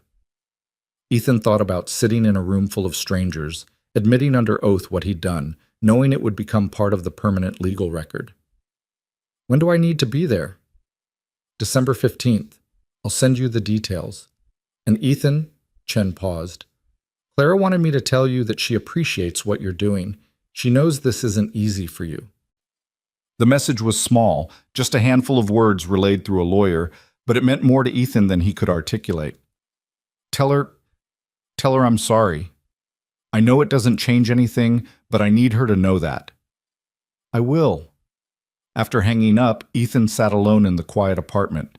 Lily was at a friend's house for a sleepover, one of the few normal 12-year-old activities she'd been able to maintain despite everything. The silence felt heavy, full of all the choices that had led him to this moment. He thought about the grand jury testimony, about standing up in front of strangers and confessing his failure. He thought about Clara rebuilding her case, fighting for compensation that should have been hers 8 years ago. And he thought about Lily, navigating middle school while her father's mistakes played out in the local news. It would be easy to feel sorry for himself, to focus on everything this was costing him, his privacy, his reputation, possibly his freedom if things went badly. But self-pity felt obscene when he considered what Clara had lost. 8 years of her life, her career, her physical autonomy, all because Ethan had valued $3,000 over truth. The next morning, Ethan did something he'd been avoiding. He went back to Hammond Street, to the corner where he'd helped Clara cross for 3 months. It was Saturday, later than his usual morning commute, and the street was busier with weekend shoppers and people running errands. Ethan stood on the sidewalk, looking at the spot where Clara's wheelchair had always been positioned, and tried to understand what she must have felt watching him approach every day. Had she hoped he would recognize her? Had she wanted him to remember on his own? To show some flicker of awareness?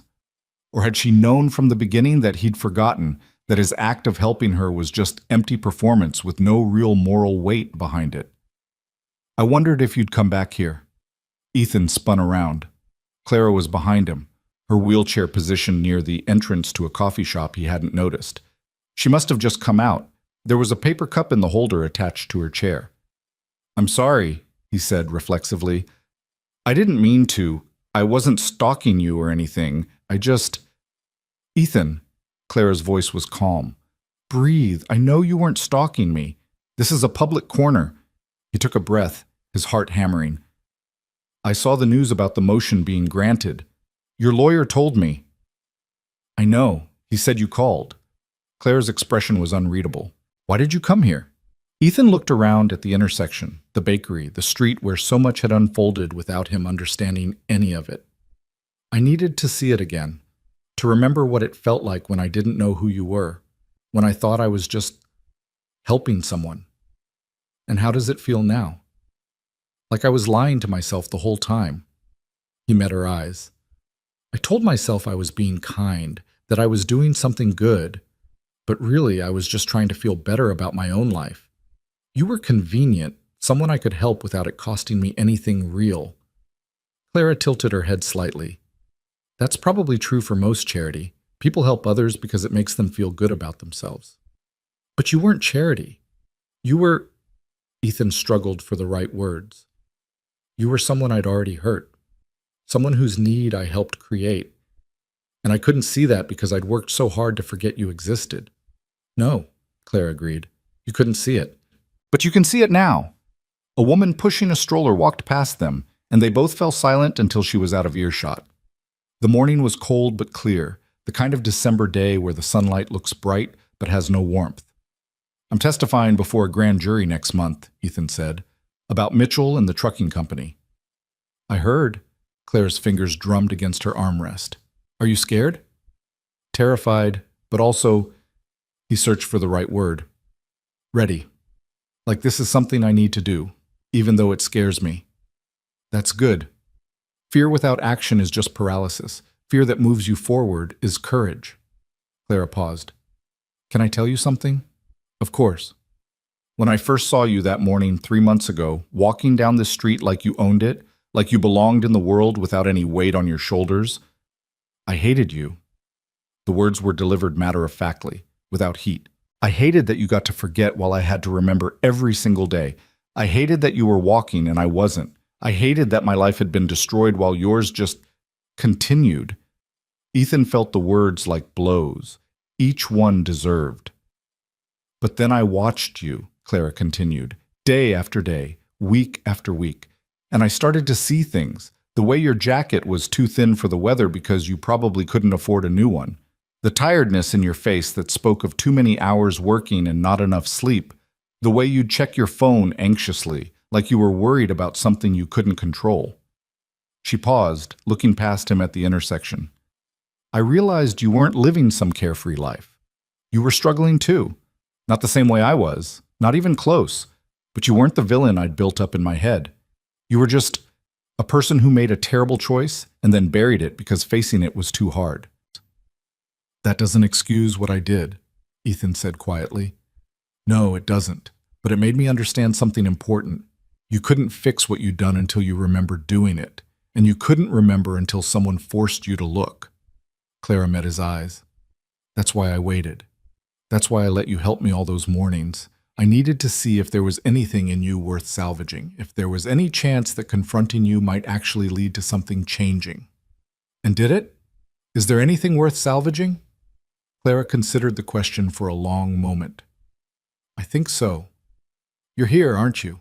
You signed the affidavit. You're cooperating with the investigation. You told your daughter the truth, even though it cost you her respect, at least temporarily. She paused. Those aren't the actions of someone who's fundamentally broken. They're the actions of someone who's trying to become whole. Ethan felt something crack open in his chest.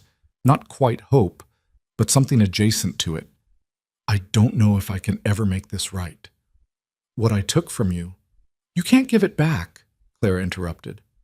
The years I lost, the career I'll never have, the body I used to live in, those are gone. Nothing you do will change that. Her voice was firm, but not cruel. But you can do something almost as important. You can tell the truth. You can help make sure the people who systematically corrupt the system face consequences. And you can teach your daughter what it means to own your mistakes instead of running from them. Is that enough? I don't know, Clara said honestly. Ask me again in a year, or 5 years, or 10. This isn't the kind of thing that resolves neatly. They stood there in silence, two people bound together by a choice Ethan made 8 years ago and the consequences that had rippled forward through time. Finally, Clara said, I should go. I have a physical therapy appointment. Right, of course. Ethan stepped back, giving her space. Clara, thank you for giving me the chance to do this. You could have just destroyed me and you would have been justified, but you gave me a choice instead. I gave you the choice you should have made 8 years ago, Clara corrected. What you do with it now is up to you. She wheeled herself away, moving down the sidewalk with steady, practiced motions. Ethan watched her go, this woman whose life he'd helped damage, who had enough grace to give him a path toward redemption, even though she owed him nothing. When she turned the corner and disappeared from view, Ethan stood alone on the corner where so much had changed. The light cycled through green, yellow, red, and back again. People crossed the street, living their lives, unaware of the small drama that had played out in this exact spot over the past 3 months. Ethan pulled out his phone and called the number on Margaret Stokes's business card, the reporter from the Globe. She answered on the second ring. This is Margaret. Ms. Stokes, this is Ethan Cole. You wanted to talk to me about the Vaughn case. I did. Are you ready to give an interview? Ethan thought about Lily's words, that if he didn't tell his story, someone else would tell it for him. He thought about Clara's assessment that he was trying to become whole. and he thought about the grand jury testimony coming up, about standing in front of strangers and owning what he'd done.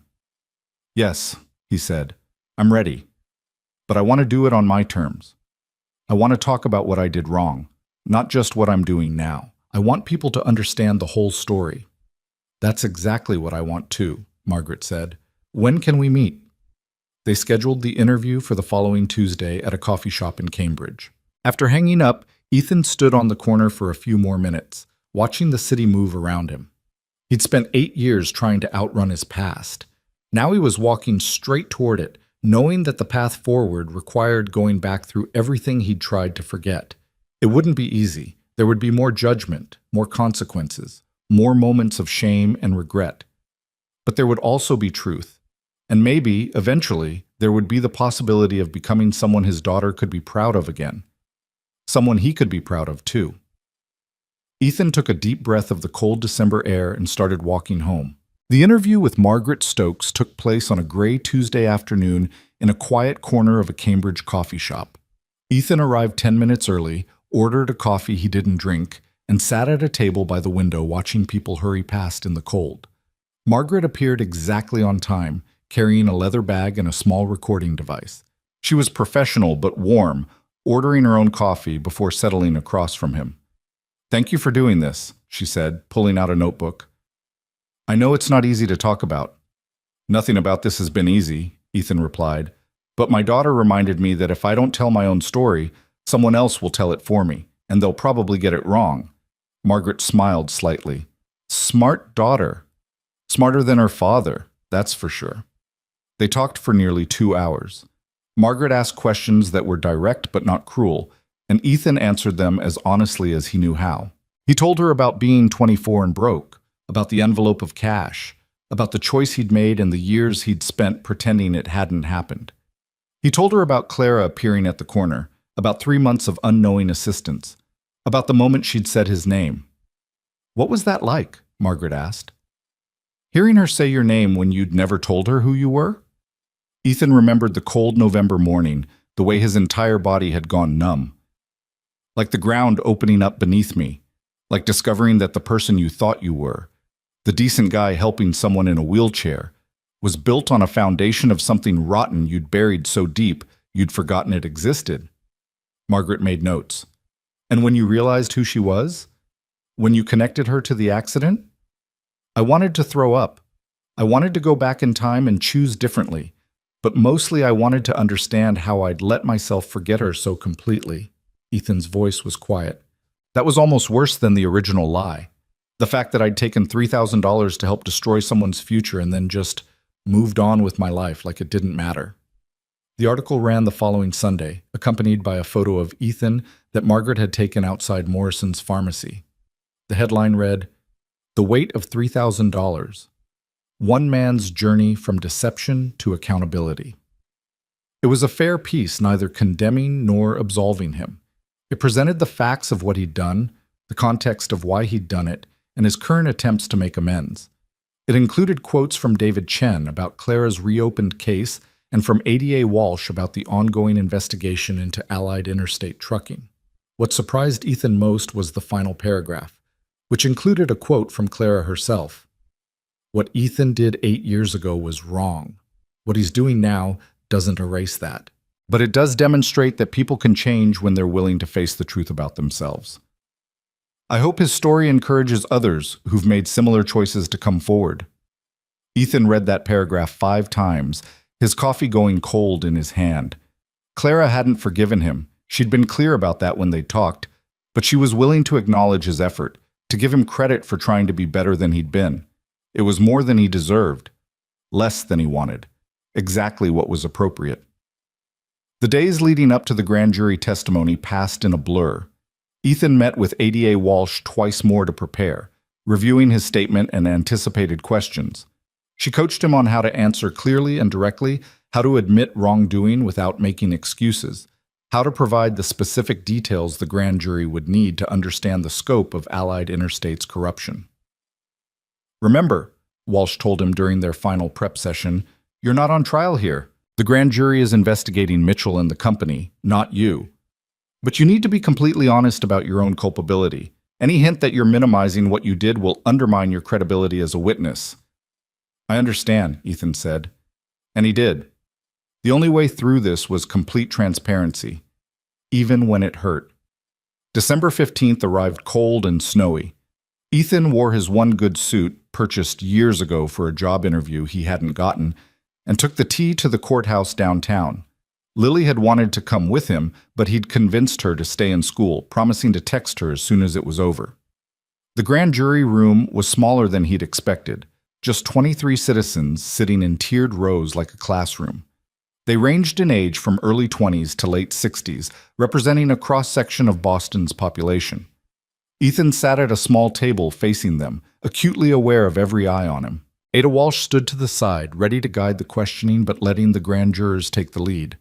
A woman in her 40s sitting in the front row was selected as the foreperson. She introduced herself as Patricia and explained the process. "Mr. Cole, we're here to determine whether there's sufficient evidence to indict Robert Mitchell and Allied Interstate Trucking on charges of witness tampering and obstruction of justice. You've been called as a witness because you have direct knowledge of their conduct. Do you understand?" "Yes, ma'am." "Please raise your right hand." Patricia administered the oath, and Ethan swore to tell the truth, the whole truth, and nothing but the truth. The weight of those words settled over him like a physical presence. For the next 90 minutes, Ethan answered questions. The grand jurors wanted details: what Mitchell had looked like, what he'd said verbatim, how the money had been delivered, what Ethan had been told to change in his statement. They asked about his financial situation at the time, about whether he'd understood he was doing something illegal, about whether Mitchell had mentioned other witnesses. Ethan answered everything as clearly as he could, even when the questions made him confront aspects of his choice he'd rather not examine. Yes, he'd known it was wrong.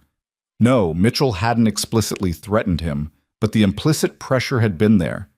The suggestion that Ethan's memory might be faulty, the hint that cooperating would be in everyone's best interest. Yes, he'd spent the money immediately on rent and bills. No, he'd never tried to return it or come forward on his own. A younger man in the back row asked, "If Ms. Vaughn hadn't confronted you, would you ever have admitted what you'd done?" It was the question Ethan had asked himself 100 times. "Honestly, I don't know. I'd like to think I would have, that my conscience would have caught up with me eventually, but the truth is I'd done a very effective job of burying what happened. If Clara hadn't forced me to remember, I might have gone the rest of my life without facing it." "So you're only here because you got caught," the man said. "In a sense, yes. But I'm also here because when I was caught, I had to make a choice. I could have denied everything, lawyered up, tried to protect myself. Instead, I chose to tell the truth, even knowing it might cost me everything. I can't claim moral high ground for that. I gave up the right to moral high ground 8 years ago, but I can claim that I'm trying to do better than I did then." The grand juror nodded slowly, seeming to accept this. Walsh stepped forward. "Mr. Cole, did Robert Mitchell or anyone else from Allied Interstate Trucking ever suggest that other witnesses had been similarly compensated?" Ethan thought back to that conversation in his apartment. Mitchell said something about ensuring consistency in witness testimony. At the time, I took it to mean he was just talking to all the witnesses to confirm details. But looking back, the phrasing suggests he was coordinating a broader effort to shape the narrative. "Did he mention any names?" "No, but he seemed very confident that the case would be resolved in Allied Interstate's favor, like he knew something I didn't." Walsh made a note. "Thank you, Mr. Cole." The questioning continued for another half hour, with grand jurors asking follow-up questions and seeking clarification on specific points. Finally, Patricia thanked him for his testimony and excused him from the room. Ethan stood on shaking legs and walked out into the hallway, where Walsh was waiting. "You did well," she said. "Your testimony was clear and credible. The grand jury will deliberate now, but I'd be surprised if they don't return an indictment." "What happens if they do?" "Then Mitchell and potentially several executives at Allied Interstate will be charged with witness tampering and obstruction of justice. There will be a trial, and you'll be called to testify again, but that's months away if it happens at all. For now, you're done." Ethan nodded, feeling exhausted and hollowed out. "Thank you for preparing me." "Thank you for coming forward," Walsh replied. "Not enough people do." Outside the courthouse, snow was falling in thick, heavy flakes. Ethan stood on the steps for a moment, tilting his face up to the sky, letting the cold sting his skin. He pulled out his phone and texted Lily. "Finished? On my way home." Her response came immediately. "Proud of you, Dad. Pizza again tonight?" Ethan smiled despite his exhaustion. "You read my mind." The grand jury returned an indictment 3 days later. The news broke on a Friday afternoon. Robert Mitchell and 2 executives at Allied Interstate Trucking were being charged with multiple counts of witness tampering, obstruction of justice, and fraud. The investigation had uncovered evidence of a systematic effort to manipulate witness testimony in at least 4 separate accident cases over a 6-year period. Ethan's name appeared in the articles, identified as the witness whose recantation had triggered the investigation. Some of the coverage was sympathetic, presenting him as someone who'd been taken advantage of by a corrupt system. Other coverage was more critical, pointing out that he'd willingly participated in that corruption for money. Both perspectives were true. Ethan had learned to live with that contradiction. What mattered more was the impact on Clara's case. David Chen called the following Monday with an update. Allied Interstate has agreed to a settlement conference, he told Ethan. They know the criminal charges make their position in Clara's civil suit untenable. We're meeting next week to discuss terms. That's good, right? It's very good. We're in a much stronger negotiating position now than we were 8 years ago. Clara should receive compensation that's actually proportional to the harm she suffered. Chen paused. She wanted me to thank you. Your testimony before the grand jury was apparently very compelling. Ethan felt a warmth in his chest that he hadn't expected. I just told the truth. Yes, but that took courage, especially given what you had to admit about yourself. Don't minimize that. After hanging up, Ethan sat at the kitchen table, thinking about courage. He'd never considered himself particularly brave. He'd spent most of his adult life making the safest, smallest choices possible, working reliable jobs, avoiding conflict, keeping his head down. The idea that facing the consequences of his own mistakes might constitute courage felt strange, but maybe that was what courage really was. Not the absence of fear, but the willingness to do the right thing, despite being terrified of the consequences. Christmas came and went quietly. Ethan and Lily couldn't afford much. Gifts were small, dinner was simple. But they spent the day together, watching movies and playing board games, and it felt more peaceful than any holiday Ethan could remember in years. On Christmas night, after Lily had gone to bed, Ethan sat alone in the dark apartment, thinking about the year that was ending. 12 months ago, he'd been living the same small, careful life he'd been living for years, working his shifts at Morrison's, helping Lily with homework, getting by on not quite enough money, and telling himself it was fine. Now everything had changed. His past had caught up with him. His mistakes were public knowledge. His future was uncertain in ways that terrified him, but he also felt more honest than he had in years, more whole, despite being broken open, more like someone who could look his daughter in the eye without shame. The settlement conference took place in early January at a downtown law office. Ethan wasn't present. He had no formal role in Clara's civil case, but David Chen called him afterward with the results. We reached an agreement, Chen said, and Ethan could hear the satisfaction in his voice. Allied Interstate is settling for $4.2 million. Ethan sat down hard in his chair at the pharmacy's back office. That's substantial. It's what Clara should have received 8 years ago, plus interest and additional damages for the company's fraudulent conduct. After legal fees and expenses, she'll net approximately $3 million. Chen paused. She'll be able to afford proper medical care, housing modifications, education if she wants to pursue it. She'll have security for the first time since the accident. I'm glad, Ethan said, and meant it. She deserves that and more. She asked me to pass along a message. She said to tell you that this doesn't make you even, but it does mean something that you helped make it possible. Not forgiveness, not absolution, but acknowledgement. It was, Ethan thought, exactly what Clara had promised, not redemption, but the truth. And the truth, while painful, was also clean in a way that lies never were. The criminal trial for Robert Mitchell and the Allied Interstate executives began in March.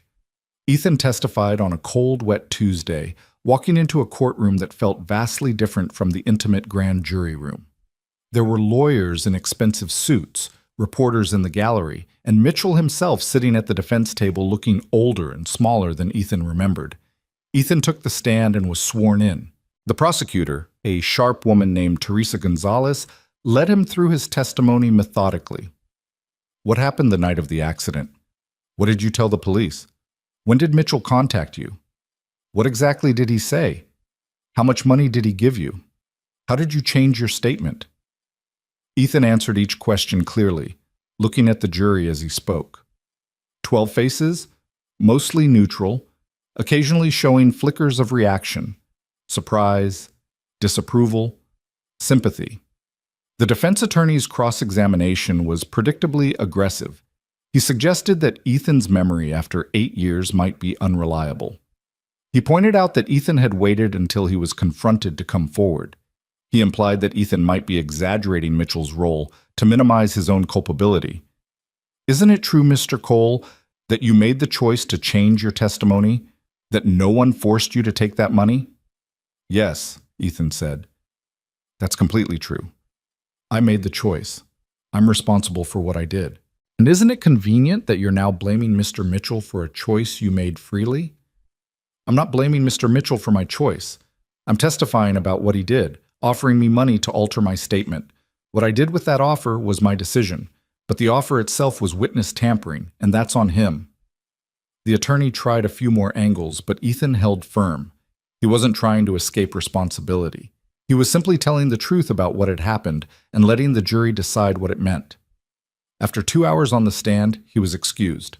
He walked out of the courthouse into the spring rain, feeling lighter than he had in months. The trial lasted 3 weeks. The jury deliberated for 2 days before returning guilty verdicts on all counts for Mitchell and one of the executives. The other executive was acquitted on some charges but convicted on others. Sentencing came in May. Mitchell received 4 years in federal prison. The convicted executive received 2 years. Allied Interstate Trucking was fined $7 million and placed under federal oversight for 5 years. Ethan followed the news from his apartment, reading the articles on his phone while Lily did homework at the kitchen table. When the sentencing was announced, she looked up. How do you feel about it? Ethan considered the question. I feel like justice happened. Not perfectly, it never does, but substantially. The people who corrupted the system are facing consequences. Clara got compensation she deserves, and He paused, searching for the right words. I got to be part of making it right, instead of part of making it wrong. Lily smiled. That's good, Dad. Yeah, Ethan agreed. It is. In June, 8 months after Clara had first spoken his name on that cold November morning, Ethan received a letter in the mail. Plain white envelope, his name written in careful handwriting he recognized from the note she'd sent months ago. He opened it sitting on his bed. Lily at school, the apartment quiet around him. The letter was a single page, handwritten on simple stationery. Ethan, the settlement money came through last week. I've paid off my medical debts, modified my apartment to be more accessible, and started making plans for the future. I'm enrolling in graduate school this fall to study arts administration. I'll never dance professionally again, but I can help create spaces where other people get to dance. That feels like enough. I wanted to tell you that I don't hate you anymore. I'm not sure I forgive you. Forgiveness is complicated, and I'm not ready to offer it yet. But I don't carry the anger I used to. You helped with that, by facing what you did instead of running from it. I've learned something important through all of this. People are not the worst thing they've ever done. They're also not absolved of it by changing later. We exist in the complicated space between those two truths, trying to be better than we were while acknowledging we can't undo the past. You can't give me back the years I lost or the career I'll never have. But you did give me something valuable. You gave me truth, and you helped me get justice. That doesn't make us even, but it does mean I can close this chapter and move forward without the weight of knowing the system failed me and no one cared. Thank you for that. I hope you and Lily are well. I hope you continue to be the person you became this year instead of the person you were 8 years ago. And I hope someday, when enough time has passed, you can forgive yourself the way I'm learning to release you. With complicated but genuine wishes for your future, Clara. Ethan read the letter 3 times, then folded it carefully and put it back in the envelope. He sat there for a long time, thinking about the journey that had brought him from that November morning to this June afternoon. He thought about the man he'd been at 24, desperate, scared, willing to compromise his integrity for money he needed. He thought about the man he'd been at 31, so focused on survival that he'd buried his own moral failures deep enough to forget them. And he thought about the man he was now, at 32, still struggling financially but no longer hiding from the truth about himself. None of it had been easy. The consequences were still unfolding. He'd lost friends who couldn't reconcile his past actions with the person they'd thought he was. He'd gained a certain notoriety in Boston legal circles. His name would forever be associated with witness tampering in news archives and court records. But he'd also gained something more valuable: the ability to look his daughter in the eye without shame. The knowledge that when faced with a choice between protecting himself and doing the right thing, he'd chosen truth. The understanding that redemption wasn't about erasing mistakes, but about facing them honestly and doing better going forward. That evening, Lily came home from school with news that she'd been accepted into a summer program for advanced students. It was free, sponsored by a local university, and would give her the chance to study creative writing with professional authors. "That's amazing, sweetheart," Ethan said, pulling her into a hug. "I'm so proud of you." "Thanks, Dad." She pulled back, her expression serious. "Can I ask you something?" "Always." "Do you think things worked out the way they were supposed to?" Ethan thought about the question. "I don't know if I believe in supposed to. I think things worked out the way they did because people made choices, some good, some terrible, and then had to live with the consequences. Clara made the choice to confront me. I made the choice to tell the truth. Other people made other choices, and all of it together created this outcome." "But are you glad about how it turned out?" "I'm glad I did the right thing, even though it was hard. I'm glad Clara got justice. I'm glad you got to see that people can change." Ethan paused. "But I'm not glad about the 8 years she suffered because of my choice. I'll carry that for the rest of my life. Both things are true. I'm glad I faced it, and I'm devastated that it happened in the first place." Lily nodded slowly. "That makes sense. Life is complicated like that, isn't it?" "Yes, sweetheart. It really is." That night, Ethan did something he'd been avoiding for months. He sat down at the kitchen table with a piece of paper and wrote a letter to Clara. Not expecting a response, not asking for forgiveness, just wanting to put into words what her letter had meant to him. He told her he was glad she was pursuing graduate school, that helping others experience dance seemed like a beautiful way to honor what she'd lost while building something new. He told her that he understood she might never forgive him, and that he was working on accepting that. He told her that he hoped someday, years from now, she might think of him without pain, not with affection or friendship, but simply without the sharp edges of anger and betrayal. And he told her that she'd given him something invaluable by forcing him to face the truth about himself. That her willingness to confront him, to give him a choice rather than simply destroying him, had offered him a path toward becoming someone better. Someone his daughter could be proud of. Someone he could live with being. He sealed the letter and addressed it to her lawyer's office, knowing Chen would forward it. He wasn't sure if Clara would read it, but that wasn't the point. The point was saying what needed to be said, whether or not it was received. Summer arrived, warm and bright. Lily started her writing program and came home every day excited about what she'd learned. Ethan continued working at Morrison's, picking up extra shifts when he could to build up their savings. The warehouse job in Quincy had let him go when the news about his testimony broke, but Morrison had given him more hours to compensate. In August, on a humid Saturday afternoon, Ethan took Lily to the Boston Public Garden. They got ice cream from a vendor and sat on a bench watching tourists take photos with the swan boats. "Dad?" Lily said, licking chocolate ice cream off her cone. "Do you ever regret it? Coming forward, I mean, everything it cost us." Ethan thought about it honestly. They'd lost privacy, stability, the comfortable anonymity of being nobody in particular. He'd lost the warehouse job and some friendships. They'd faced judgment and criticism and the ongoing uncertainty of not knowing how the legal proceedings would ultimately affect him. "Sometimes," he admitted, "late at night, when I'm worried about money or thinking about everything that could still go wrong, I have moments where I wish I'd never helped Clara cross that street, that I'd taken a different route to work and avoided this whole thing." But then I remember what it felt like to lie to you about who I was, to pretend I was someone decent while knowing I'd done something terrible and buried it. That feeling, that weight of being fake, was worse than anything that's happened since I told the truth. He looked at his daughter. I'd rather struggle honestly than live comfortably as a lie. Lily leaned against his shoulder. I think that's the right answer. They sat there together as the afternoon faded into evening, watching the city move around them. Families with young children, couples walking hand in hand, elderly people feeding ducks, college students sprawled on the grass. All of them living their own complicated lives, carrying their own secrets and mistakes and moments of grace. Ethan thought about Clara somewhere in the city, probably preparing for graduate school, building a future that looked nothing like the one she'd planned, but was hers nonetheless. He thought about Mitchell in federal prison, facing the consequences of choices that had seemed so easy at the time. He thought about all the people whose lives had been touched by one accident on a March night 8 years ago, and how one moment of carelessness had rippled forward through time, affecting strangers in ways the truck driver probably never imagined. He thought about how fragile it all was, how one choice could destroy a life or save it, how the distance between doing the right thing and doing the expedient thing was sometimes just $3,000 and a moment of weakness. And he thought about second chances. Not the kind that erased the past or absolved you of responsibility, but the kind that let you become someone different going forward.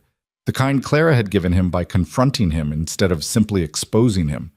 The kind he was giving himself by choosing truth over comfort, accountability over denial. In September, Lily started 8th grade. She'd grown 3 inches over the summer and had started wearing her hair different, pulled back in a ponytail instead of loose around her face. She was changing, becoming someone new, and Ethan felt the bittersweet awareness that his time as the central figure in her life was slowly drawing to a close. But for now, she still came home every day and told him about her classes and her friends and her dreams. She still sat with him at the kitchen table doing homework while he prepared dinner. She still looked at him with love and trust, even though she now understood he was flawed and had made terrible mistakes. Maybe that was the real gift Clara had given him. Not absolution, but the chance to show his daughter that people could face their worst failures and choose to do better. That integrity wasn't about being perfect, but about being honest when you fell short. One evening in late September, almost a year after Clara had first spoken his name, Ethan was walking home from work when he saw her. She was coming out of a bookstore, a bag of purchases in her lap, wheeling herself down the sidewalk with the easy competence he'd come to recognize. They saw each other at the same moment. For a second, Ethan considered crossing the street, giving her space. But then Clara raised her hand in a small wave, and he walked over. "Hi," he said. "Hi." She looked well, not happy exactly, but settled, at peace with herself in a way he hadn't seen before. "How's school?" Ethan asked. "Challenging? Good. I start classes next week." She gestured to her bookstore bag. "Buying textbooks. Apparently they cost almost as much as tuition." Ethan smiled. Some things never change. They stood there for a moment, the late September evening cooling around them. Finally, Clara said, "I got your letter, the one you sent through David. You didn't have to respond. I wasn't expecting to—" "I know, but I wanted to tell you that I read it, and I appreciated it." She paused. "I'm not ready to be friends, Ethan. I may never be ready for that, but I don't hate you anymore, and I hope things work out for you and Lily." "Thank you," Ethan said quietly. "That means a lot." "Take care of yourself," Clara said. Then she wheeled away down the sidewalk, disappearing into the evening crowd. Ethan stood there for a moment, watching her go. Then he continued his walk home, thinking about endings and beginnings and the complicated space between them. When he got to the apartment, Lily was already there, sitting at the kitchen table with her homework spread out. She looked up as he came in. "You're smiling," she observed. "What happened?" "I saw Clara, just for a minute. She said she doesn't hate me anymore." Lily considered this. "Is that enough?" Ethan thought about the question, really thought about it. Was Clara's release from hatred enough to constitute forgiveness? Was it enough to balance the scales of what he'd done? "No," he said finally. "It's not enough to fix what I broke. but it's enough to let me keep trying to be better. And right now, that's all I can ask for." His daughter nodded, satisfied with this answer. "Then I'm glad you saw her." "Me too, sweetheart. Me too." That night, after Lily had gone to bed, Ethan sat alone in the dark apartment thinking about the past year, about transformation and accountability, and the long, difficult work of becoming someone you could respect. He thought about the man who'd taken $3,000 to lie, and the man who'd spent 8 years burying that choice, and the man who'd finally faced it when confronted by the woman he'd hurt. None of those men were entirely who he was now. He contained all of them: the desperate 24-year-old, the willfully ignorant 31-year-old, and the accountable 32-year-old trying to do better. People weren't static. They changed, grew, failed, and tried again. They made terrible choices and then had to decide whether to hide from them or face them. They hurt others and had to live with that knowledge, finding ways to carry the weight of their mistakes while still moving forward. It wasn't redemption, exactly. Redemption suggested a return to innocence, and Ethan knew he could never be innocent again.